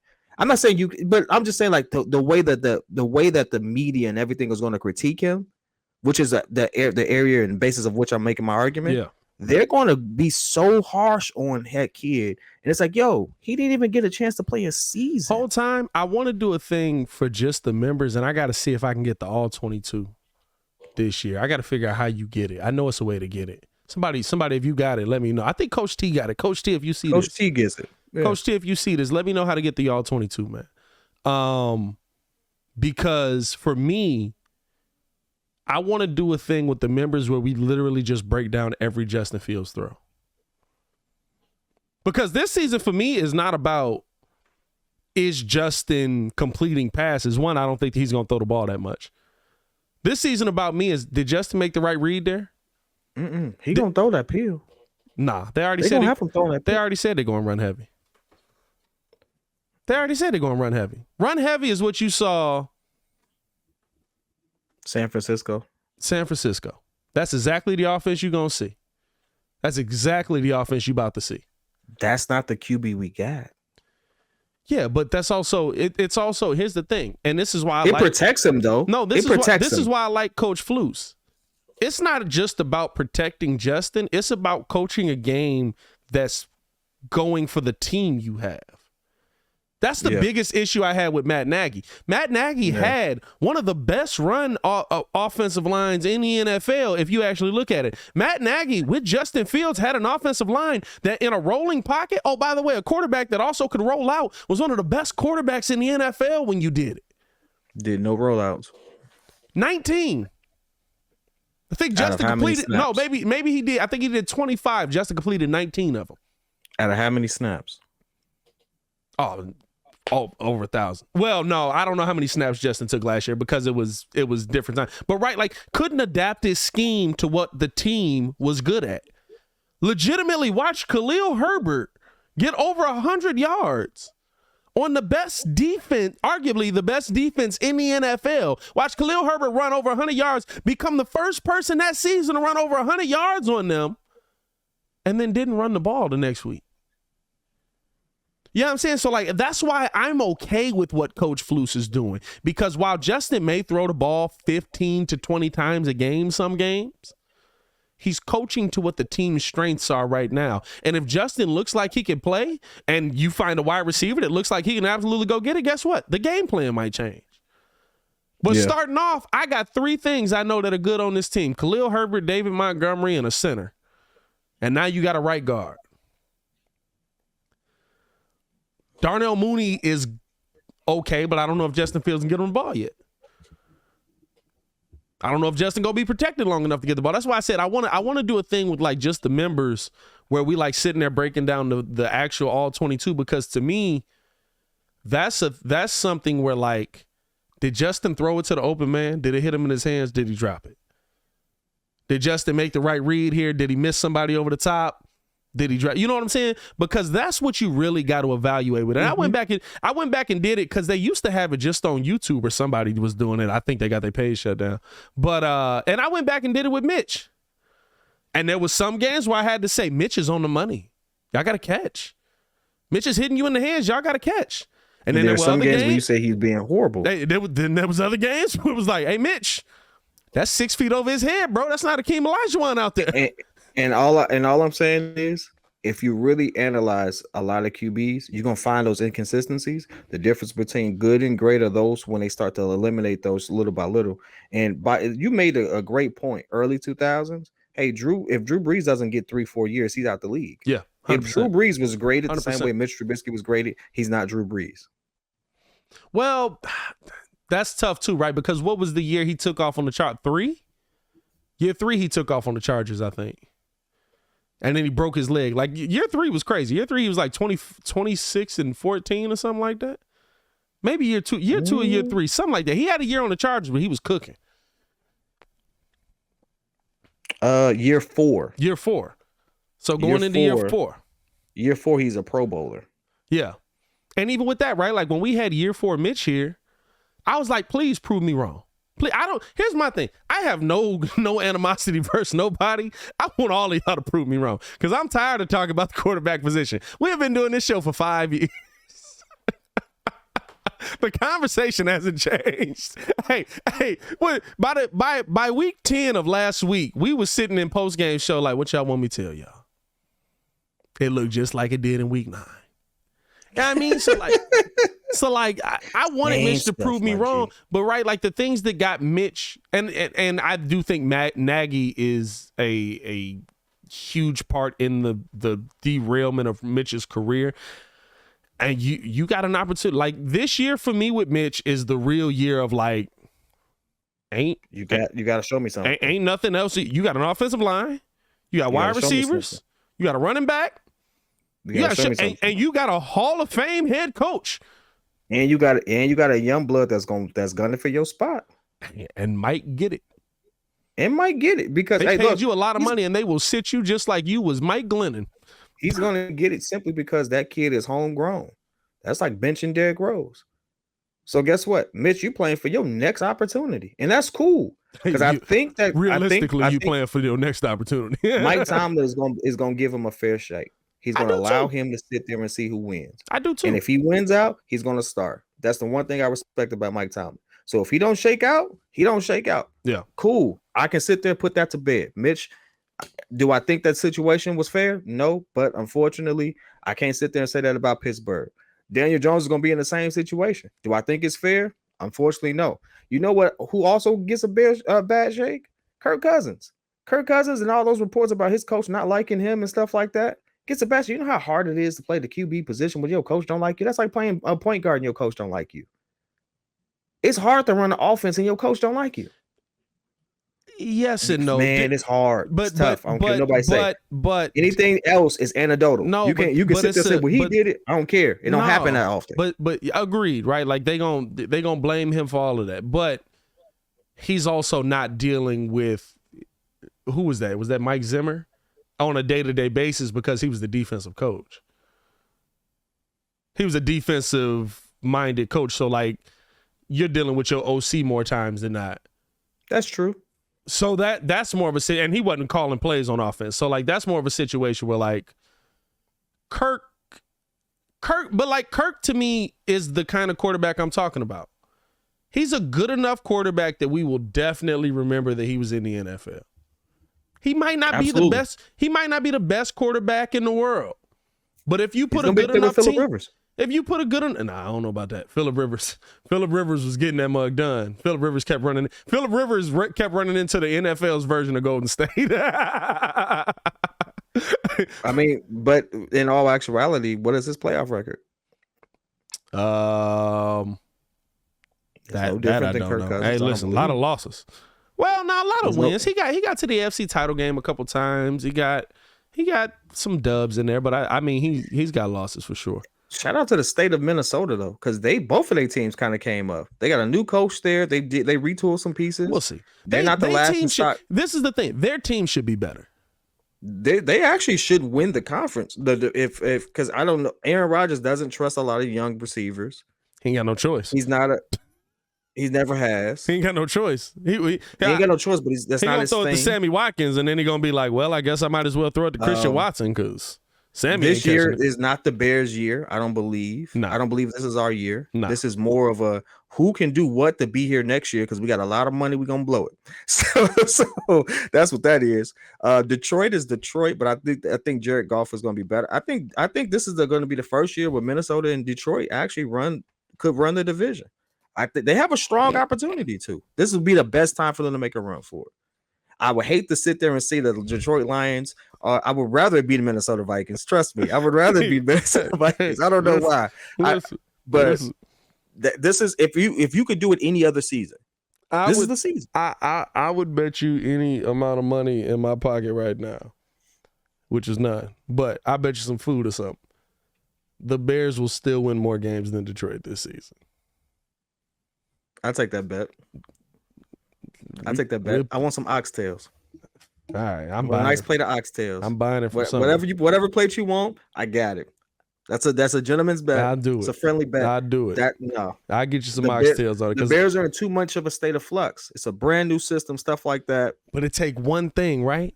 It take one thing. Like today, this move today could shape the team. If your offensive line is good. If your offensive line is good, I'm not talking about great. I'm not talking about great. I'm talking about good. Your offensive line is still a better quarterback than Justin Fields right now. You don't have to be. And they have a better team. I think Jared Goff has a better team collectively than Matt Stafford had many of the years he was here.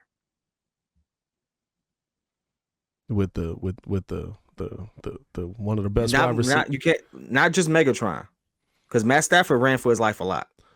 But they shared up they made some moves to get him some protection too. He got some protection there. He had Reggie Bush for a year. He had Megatron. He had some pieces there. Like no. He didn't have listen, Matt Stafford was getting killed. Listen, I want you to go back and watch Megatron.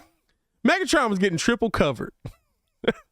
hey, and still catching the ball. And still having 100-yard. Legitimately, the only player I've ever seen. I said collectively. I'm talking about Matt Stafford having time to think and all that stuff. Matt Stafford, for most of his career in Detroit, was running. Killed. He was running. And I say Jared Goff now has a little more protection up front than a lot of the years that Matt Stafford. Now, there are some years Matt Stafford. I can't call him Matty Ice because that's still Matt Ryan. Hey. Matt Ryan could be in the league. I think he could be in the running for MVP this season. That might be a Super Bowl team. That I got him as my sleeper for MVP because Matt Ryan is a cold quarterback. Ain't nothing sleeper.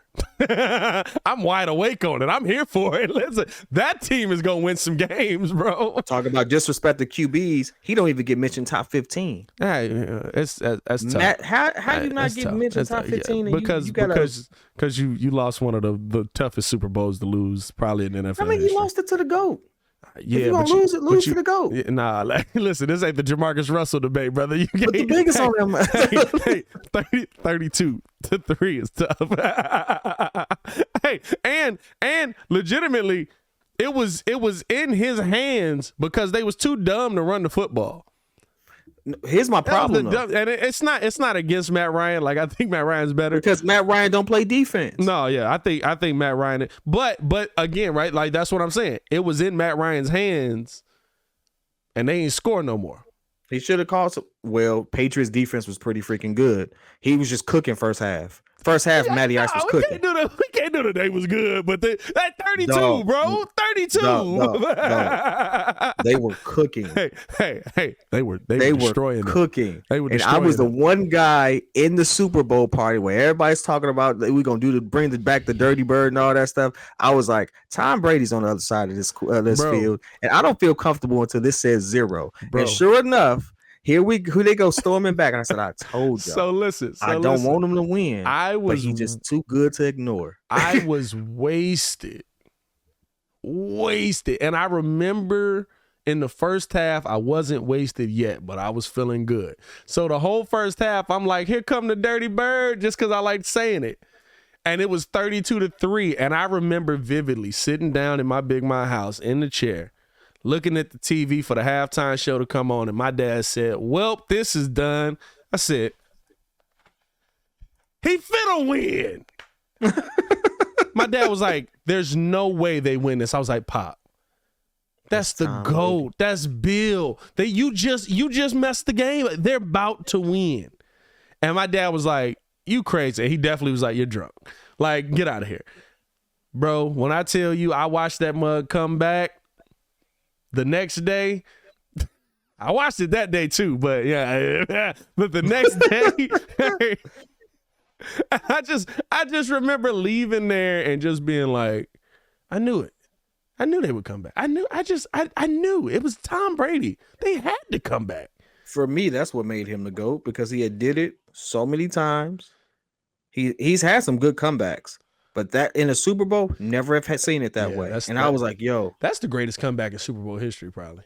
That's gotta be the greatest comeback in Super Bowl history. It is. Because they were down 28-3 at halftime. Because of what? Well, hold on, wait a second. That's right, 28-3. No. You say greatest comebacks.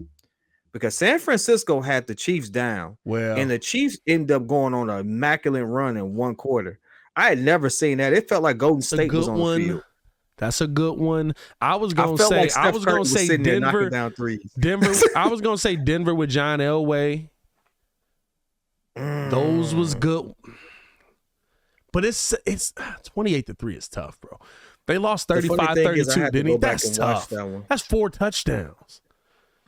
You was down 4 touchdowns at the first half. So they got a defensive stop.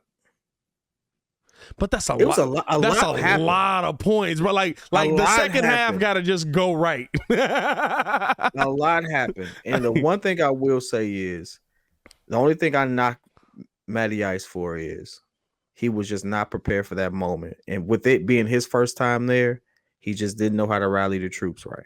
And that's the difference between a good quarterback and freaking greatest. Because I think anyone in the elite category, and he was considered elite. I still think he's an elite QB. I agree. There's not 10 QBs. There's not a throw that many elite QBs can do that he can't. Matty Ice can make all the throws. Yes. There's nothing I've seen outside of Aaron Rodgers and Patrick Mahomes. There's nothing I've seen any of those other quarterbacks do that's not named Lamar that he can't do. I wouldn't disagree with that. I think age is just taking some of his game away, but I also think that he's a more at his peak, he looked just as good as Josh Allen does now. I would say even better. Josh Allen Josh Allen a different beast. I got to give Josh credit. Josh Allen, the biggest thing about him, he is such an interesting player because like last season, the only difference I saw in Josh Allen's game was his decision making was immaculate. Like that first year they went to the playoffs with him, they should have won that game. He made 4 or 5 plays in a row that it was like, this dude gotta be stupid. Mm-hmm. But that next year, his decision making was immaculate. Matty Ice is he gonna be. I think they got a chance. Matty Ice is cold. I think they got a chance to win the Super Bowl this year. I really do. I would almost pick out of all the teams in the AFC, I would probably pick them. Because everything is there. You've got the best offensive line in the AFC. You've got the best offensive. You've got one of the better defensive lines in the AFC. You definitely got the best. You got one of the better defensive lines in the AFC. You've got one of the better run games. You've got one of the best run games in the NFL. You've got like I really could see. And now you got a competent QB who can get it done. And honestly, right? Like last year, Phillip Rivers. What happened? He just turned into Phillip Rivers again. He just turned into Phillip Rivers again. Yeah. And he was Phillip Rivers, like, throwing heavier cinder blocks at this point. So, like, the ball wasn't traveling as far. But, like, that last season, like, I was like, yeah, this looks like what I've watched my entire life. This don't look different. And I'll be honest with you, Matt Ryan's fall from grace may not be as heavy. Oh, no, Matt Ryan was a good quarterback last year. He was just at Atlanta. His only option was Kyle Pitts. Matt Ryan's whole offense was Kyle Pitts, Cordero Patterson. Still almost cracked 4,000 yards, 20 touchdowns, 12 INTs though. A lot of balls off the hand. A lot of balls off the hand. I saw some Atlanta games. I was like, balls off the hand last year. Oh yeah, I had no choice. Once I traded for Kyle Pitts, I had to be locked in on him. And Kyle Pitts had a couple of crazy drops. A lot of balls off the hand. Hey, listen, he was looking like a bust for a good minute. Yeah, he was. I remember you saying that too. It's like I got this dude. He came out here looking trash. Hey, bro, he was like, the only reason why I ain't gonna call him trash is everybody says his mechanics is good. You just gotta wait. I had to really go watch his tape, and I was like, everything's there. Footwork's there. Hands are there, and it's just he just was a rookie. You could tell like, oh, he's a rookie. He getting used to the NFL. But man, that Atlanta team was bad, bro. That Atlanta offense that defense was atrocious. But even that, right? Like that's why I say like that's why I feel confident. And I say this to the cows. Come on, that's why I feel confident making that call on what I think the Bears can do this season, because. Bro, we play in Atlanta. We play in Miami. That may be something. We play in New York. Both of them. I'm not confident in either one of them teams. I think Zach Wilson is a better quarterback in an awful situation. I think Zach Wilson is a better quarterback right now than a lot of QBs, and they just ain't. The best thing about him is he apparently the ladies love him. Both young, the older ladies love him. Yeah, man. Watch your moms. But but I might be your stepdad. Okay, anyway. It's a tough comment. Tough time, man. But give me your prediction before we get out of here, though, man. Give me your prediction for 2 things. I want to do 2 things. Let's do it. Give me your prediction for not Justin Fields. That's typical. I want to take the Bears out of it, because I feel like we've for one, you've had a heck of a day of content for Bears content, so I'm gonna give you a break off that one. It ain't cracking like it need to be. Hey, y'all, hit that like button. But I want you to give me not even your prediction, your best take that you just haven't expressed yet. My best off the wall, maybe something that's truly just a Patrick thing that you can't put out there. Or you think you die on that hill alone. You die on that hill alone going into the new NFL season before we get out of here. Oh, NFL wise, I was gonna say Russell Westbrook's gonna have a bounce back season of 20+ points a game. That's 1.5 points more than what he did this season. So I mean, I mean, like a Russell Westbrook season. hey, no. That bank shot's gonna get retired. That's what I'm saying on that one. I hope so. Hey, Jesus, Cam the better bank do was something. closed. The bank's been closed. it's been My closed for tough a long take. time. The Bengals won't be as good as they were last year. The Bengals won't be as good as they were last year. I don't believe they will. I think there's a lot to be said. And especially as somebody who lived in a city where like something looked amazing. It's not to say anybody's bad on that team. It's not to say that anybody can't get Jamar Chase is amazing. Tyler Boyd's a great number 2. Number 3. T. Higgins is a great number 2. But when the AFC sees something and you're adding in premier defenders like a lot of those teams have done, I think it's going to be really, really, really, really freaking hard for you to win. You also have to think Von Miller is in the AFC now on the Bills. Yeah, that already had a dominant had the best defense in the NFL. There's a lot to go into it, and you're kind of like trying to piecemeal tackles together and piecemeal an offensive line together. And listen, Jamar Chase is a great get, but I think it's going to be really tough for them to repeat what they did last year, not only with teams knowing what they already can do, but knowing that is that offensive line actually better, or is it just they added some names on there so we feel good about it?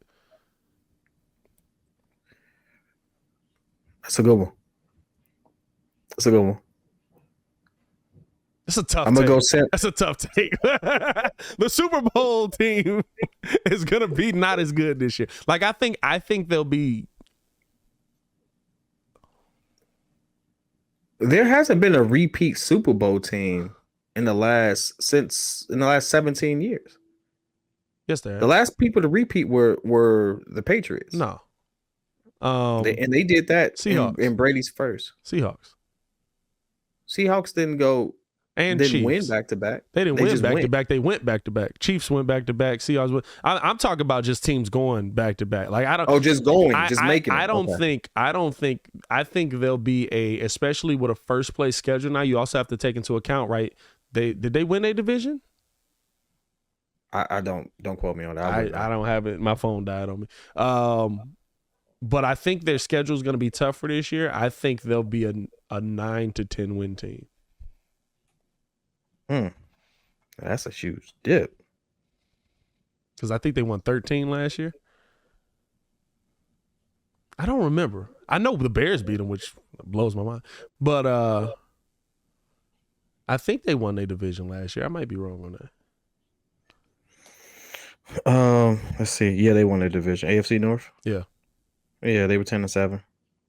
Oh, that's not a drop then. I think they'll be the same team as last year, but without going to the Super Bowl. I thought they won way more than that. So with them being 10-7, with the Steelers, Browns, and Ravens, I can see what you're saying. I don't think they're going to win their division. I think Lamar is going to have something to prove.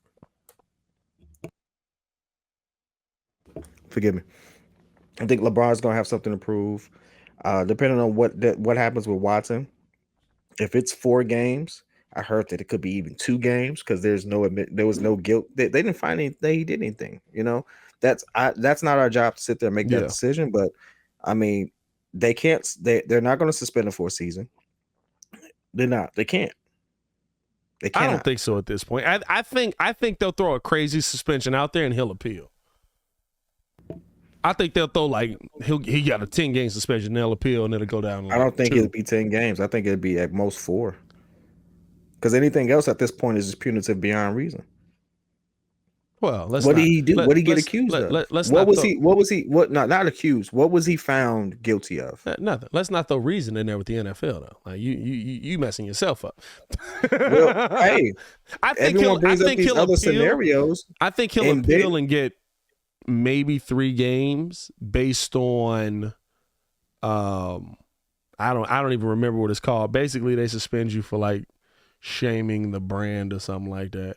I forget what it's Ben called. didn't get suspended the first time. He got suspended for the second time that arose, and you tried to pay you out and stuff like that. Then the big suspension came. That's true. But that's you know what I'm saying? Like, and people can say, "Well, look at how many accusers." That really don't matter because most of them, again, the NFL heard their testimony, the Browns heard their testimony. But they also take history into account too, though. So like because there's situations that have somewhat been similar, right? Like what was it? It was like Ray Rice. I think he got like 4 games or 6 games, something like that, and everybody was like, "Are you his girlfriend?" He beat her, not right, but then on camera. No, for sure. But then Kareem Hunt got they suspended the season and cut. They had proof of that too. Yeah, he kicked Shorty. No, I'm just saying, right? Ain't no proof here. No, I'm just saying, right? Like prior instance, even in Ben's situation, right? Like no matter what our personal opinion, it still ended as he say, she say. That's facts. So like because there's prior like cases and stuff like that, like the NFL may look at it and be like, "Come on, dog! Like you know these stories, you know that we gonna give you this." I'm not saying they are. I'm not saying that's what's gonna happen, but I know that we've seen that in the NFL. I mean, I got him at 4 games because no matter what, if you suspend him for a season, someone's gonna say it should have been 2. He gonna get. If you suspend him gonna sue the NFL. Season, hey, he gonna sue the NFL. Yeah. You're gonna take a hit either way. This is not going to go away quietly. You might as well sit there and just stick to your guns either way, and just get it done. And we'll find that out. So I mean, I can see where you're coming from. My biggest take for that, I stand on this hill. San Francisco is going to get worse when they move Jimmy Garoppolo. I agree with that. I don't think. I think I don't know whose decision it is at this point. Young may be good, but I'll be honest with you. They've used him in situations where he wasn't throwing a lot. He wasn't throwing a lot. Jimmy and I looked for it. Huh? Jimmy wasn't either though. I mean, you look at Jimmy's passes, right? Like on the stat sheet says Jimmy Garoppolo threw 25 passes this game. 8 of them are bubble screens, or short passes in front of the line. So like I don't fully think like they're gonna fall off the face of the earth. I think a lot of it's Kyle Shanahan. Hold on, Jimmy actually averaged one of the highest yards. And that's not with yards after the catch either. It's funny because they were breaking this down on yards per catch is still, but it's because of dudes like Deebo Samuel. Like yards per catch is still. They were talking about yards, not yards after the catch. Because that's all cumulative and stuff like that. They're talking about yards per throw. He has one of the highest on average. It averages out to be that. That's the crazy stat that stood out to me. And I was like, hold on, wait a second. Hold on. Let's roll this back. Yeah. So he wins a lot. All the metrics that you say he don't really do, the numbers say he does. Yeah. You say he ain't healthy, but he played all season. Who said he ain't healthy? Because of the offseason. Yeah, he played all season. Yeah. What are we grading this man on again? I'm lost. I'm gonna be real with you. And again, right, that's the point we made. That's the point I made. Like in the 2000s, you're riding with Jimmy G. You're riding with Jimmy G. Jimmy G's winning. You're riding with Jimmy G. And listen, with Jimmy G. And we're all gonna say the same thing. Hey, we rolled Rex Grossman to a Super Bowl. Let's not talk about that. Rex Grossman can't let's not bring that Rex back Grossman can't even be the water boy for Jimmy G. but even that, right? Like here's the thing when you look at it, right? Like in the early 2000s, we'd have watched Jimmy G and we'd have been like, they keep winning. We'd have praised Kyle Shanahan. We'd have praised the team around him. We'd have praised the team that they built around him. And we all would have looked at it and we'd have said, hey, I hope you don't put yourself in a situation where he's got to win you a game in the fourth quarter. But y'all don't seem to do that much because you got a dominant defense. You know what? But even then, Tom Brady wasn't all that great at first. He progressed to that. So he would have had that opportunity to progress. Jimmy G has not played 4 whole seasons yet.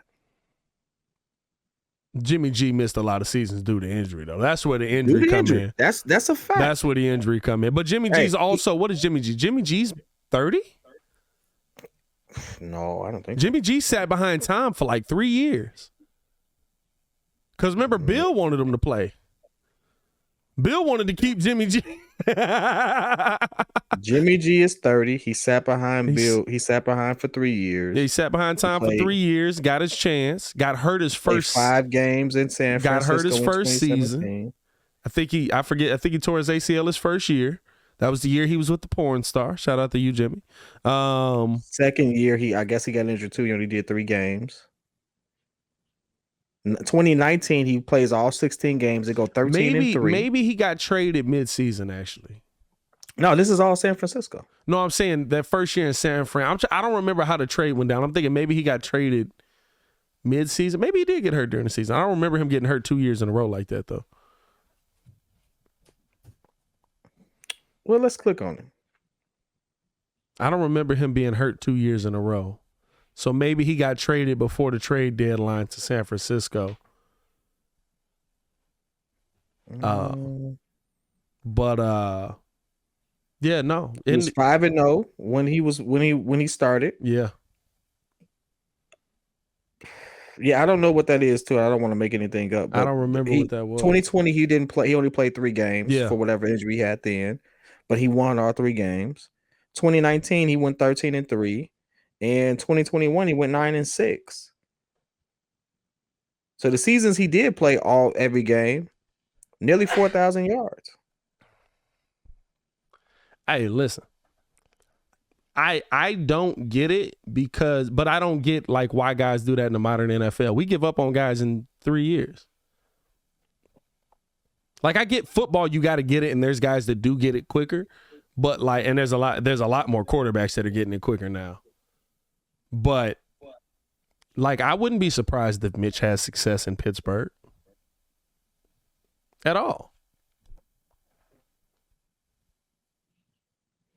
Net yards per passing attempt. He led the league in net yards per passing attempt. So basically just yards in the air. Which he led the league in that last year. Which is a wild stat for us to say he doesn't throw the ball much. Well, which could be true. Both could be true. That's not that wild. That's just saying both could be true. That's just saying when he does put that mug up, he putting that mug up. He put it up. But even that, right? Like I wouldn't want like, oh, he had a good throw. He got that there. Even that would be one thing for me. Like even watching him finish out like versus the Rams, I knew he wasn't gonna be. Wasn't gonna drive them down the field. And I think that's the part where you want a better quarterback, right? Where you're like in that situation and you're like, I don't want a prayer to be the reason we win this game. I want to know that I got a guy back there. But even that, like, that's Jimmy G. Jimmy G lost him that game. I can't say I knew, but I will say this. Remember, I knew at that point because remember Jimmy G threw the pick that got them in the position to go to the Super Bowl. The Niners were going to go to the bowl. Yeah, no, he threw the pick. He threw the pick. They got him in that position. Then they got the ball back, and he threw a pick again. Yeah, Jimmy lost that game. Yeah, but I can live with that. But what I will say is I don't think Trey Lance is going to come in and be this rock star.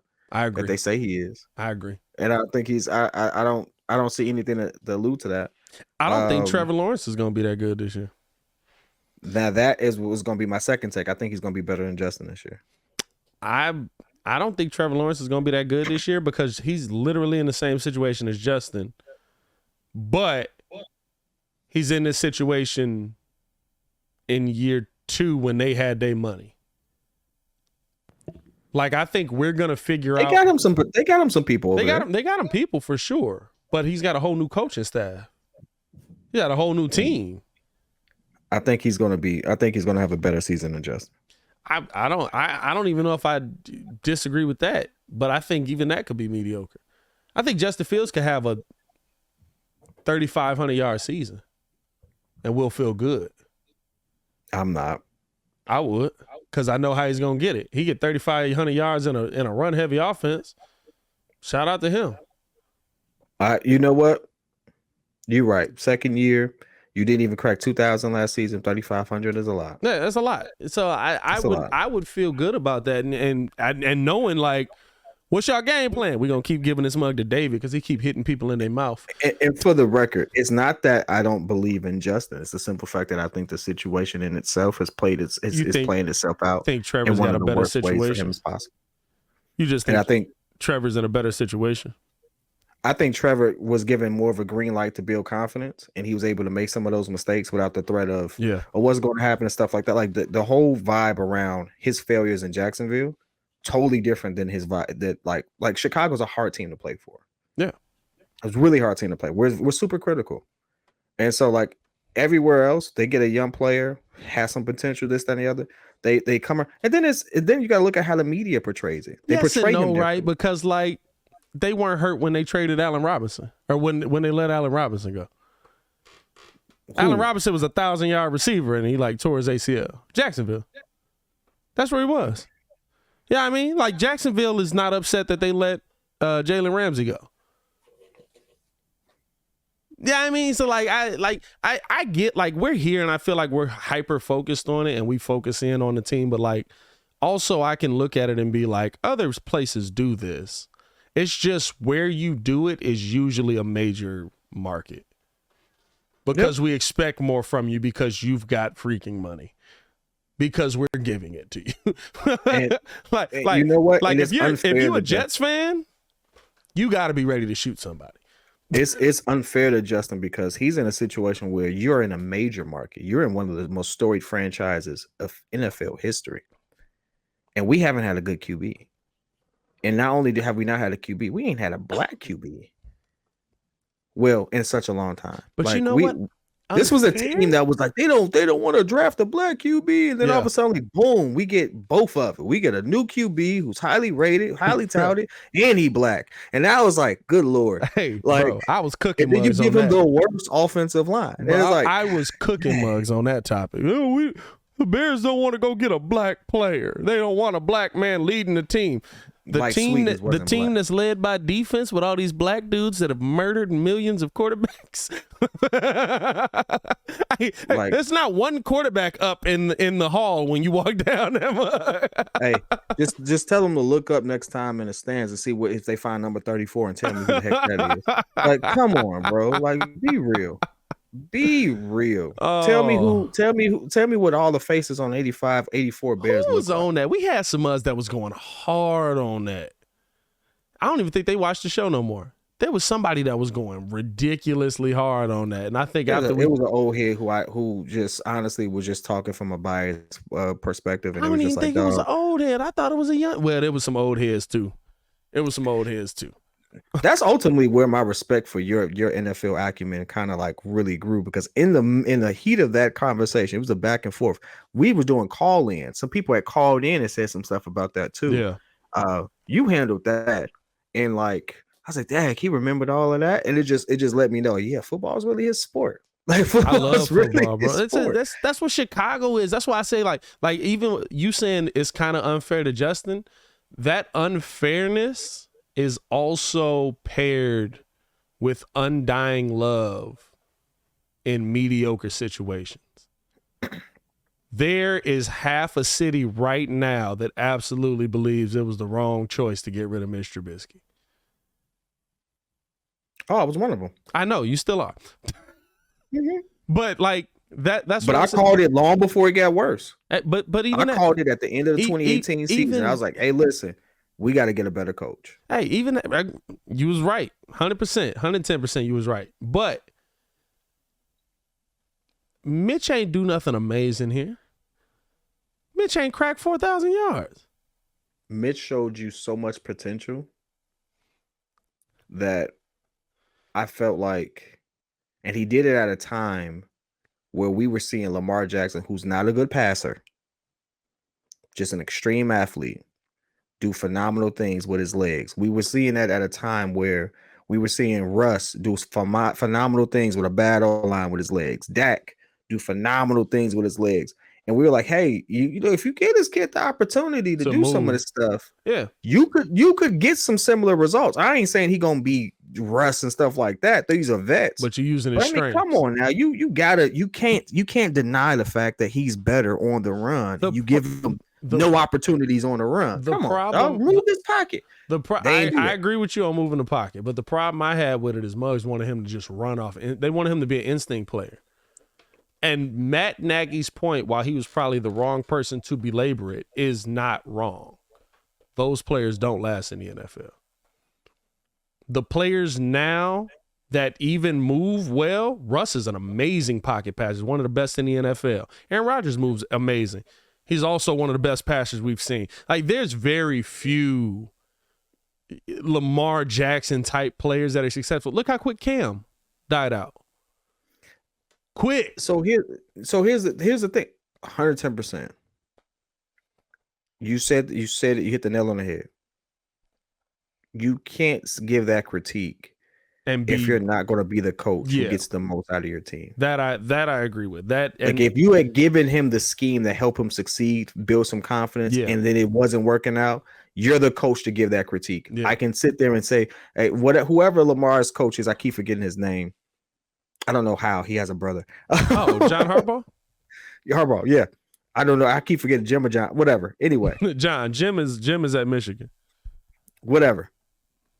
He can sit there and critique Lamar Jackson as harshly as possible because he's done everything in his power to make him successful. Yeah. He's catered the offense around his star players' talent. He's allowed that to shine. Even in situations where the world is sitting there telling you, hey, he's not a QB. But even that, right? Like, the critique on that now is like, you've gotten him used to this and you need him to be a passer. How you going to get him into a passing style offense where his offense is pure instinct?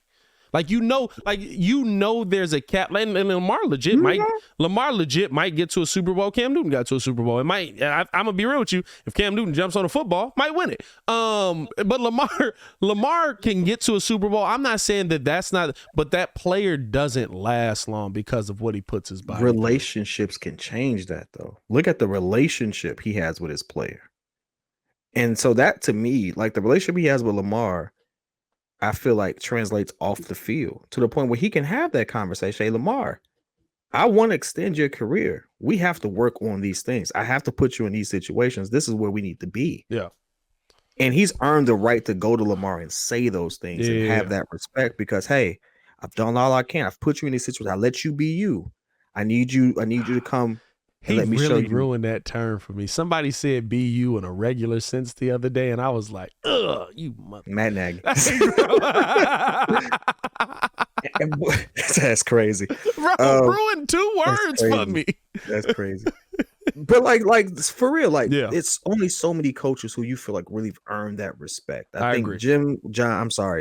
Coach Harbaugh has earned that respect with Lamar. I think Andy's earned that respect with Patrick. What they're building with Josh Allen, that's that like certain coaches, you just feel like they've earned that respect to be able to go to their star and say, hey, listen, this ain't gonna work. We got to do something. And that's a different. Mike Tomlin can go to a coach, a QB, and say that because he's well respected, treats his players fairly. Yep. Like, only Pete Carroll can't go to a coach, QB, and say that. Pete Carroll has lost that respect. It's a hard take. I don't know if I'd say he's lost that respect. I think that you picked wrong a lot. Pete Carroll turned into what the Bears was with Jay Cutler. Yeah, I'm saying they tried. They tried to go get offensive linemen. It's not like you know what I'm saying? Like the Bears was a different situation. Like, the Bears just stopped trying. I remember I had that video where I just started counting the offensive linemen we had drafted since like 2006 or something like that. I was like, you need to be drafting these dudes every year. Like, Pete Carroll and them, they've tried. They've just picked horribly. Jermaine Ifedi. The human turnstile. I say this. I love talking with you, brother. I really do. You was and every time we get together, it's always way longer than I gave you. I was like, I've been on here an hour and a half longer than I should have. This is so. How long we been on this mug? It's going on 2.5 hours. Oh, Jesus. Man, appreciate y'all for tuning in and rocking with us for another episode, man. Hey, we finally started doing the podcast like you said. Remember how you said you wanted to start the podcast with just a conversation that's already in progress? That's literally how we started the last 2 episodes. Wasn't no intro or nothing. Hey, man, we appreciate y'all for tuning in and showing love, man. As always, I'm joined by the pettiest man in the world, Mr. P. Kid. And it's your boy, Pat the Designer, back at it again. Appreciate y'all for tuning in and rocking with us. Hit that like button if you haven't done so. Subscribe to the page. If you made it this far and you ain't hit the like button, you hate us. It's okay. Hey, man, y'all stay safe out there, Chicago. Peace. Peace.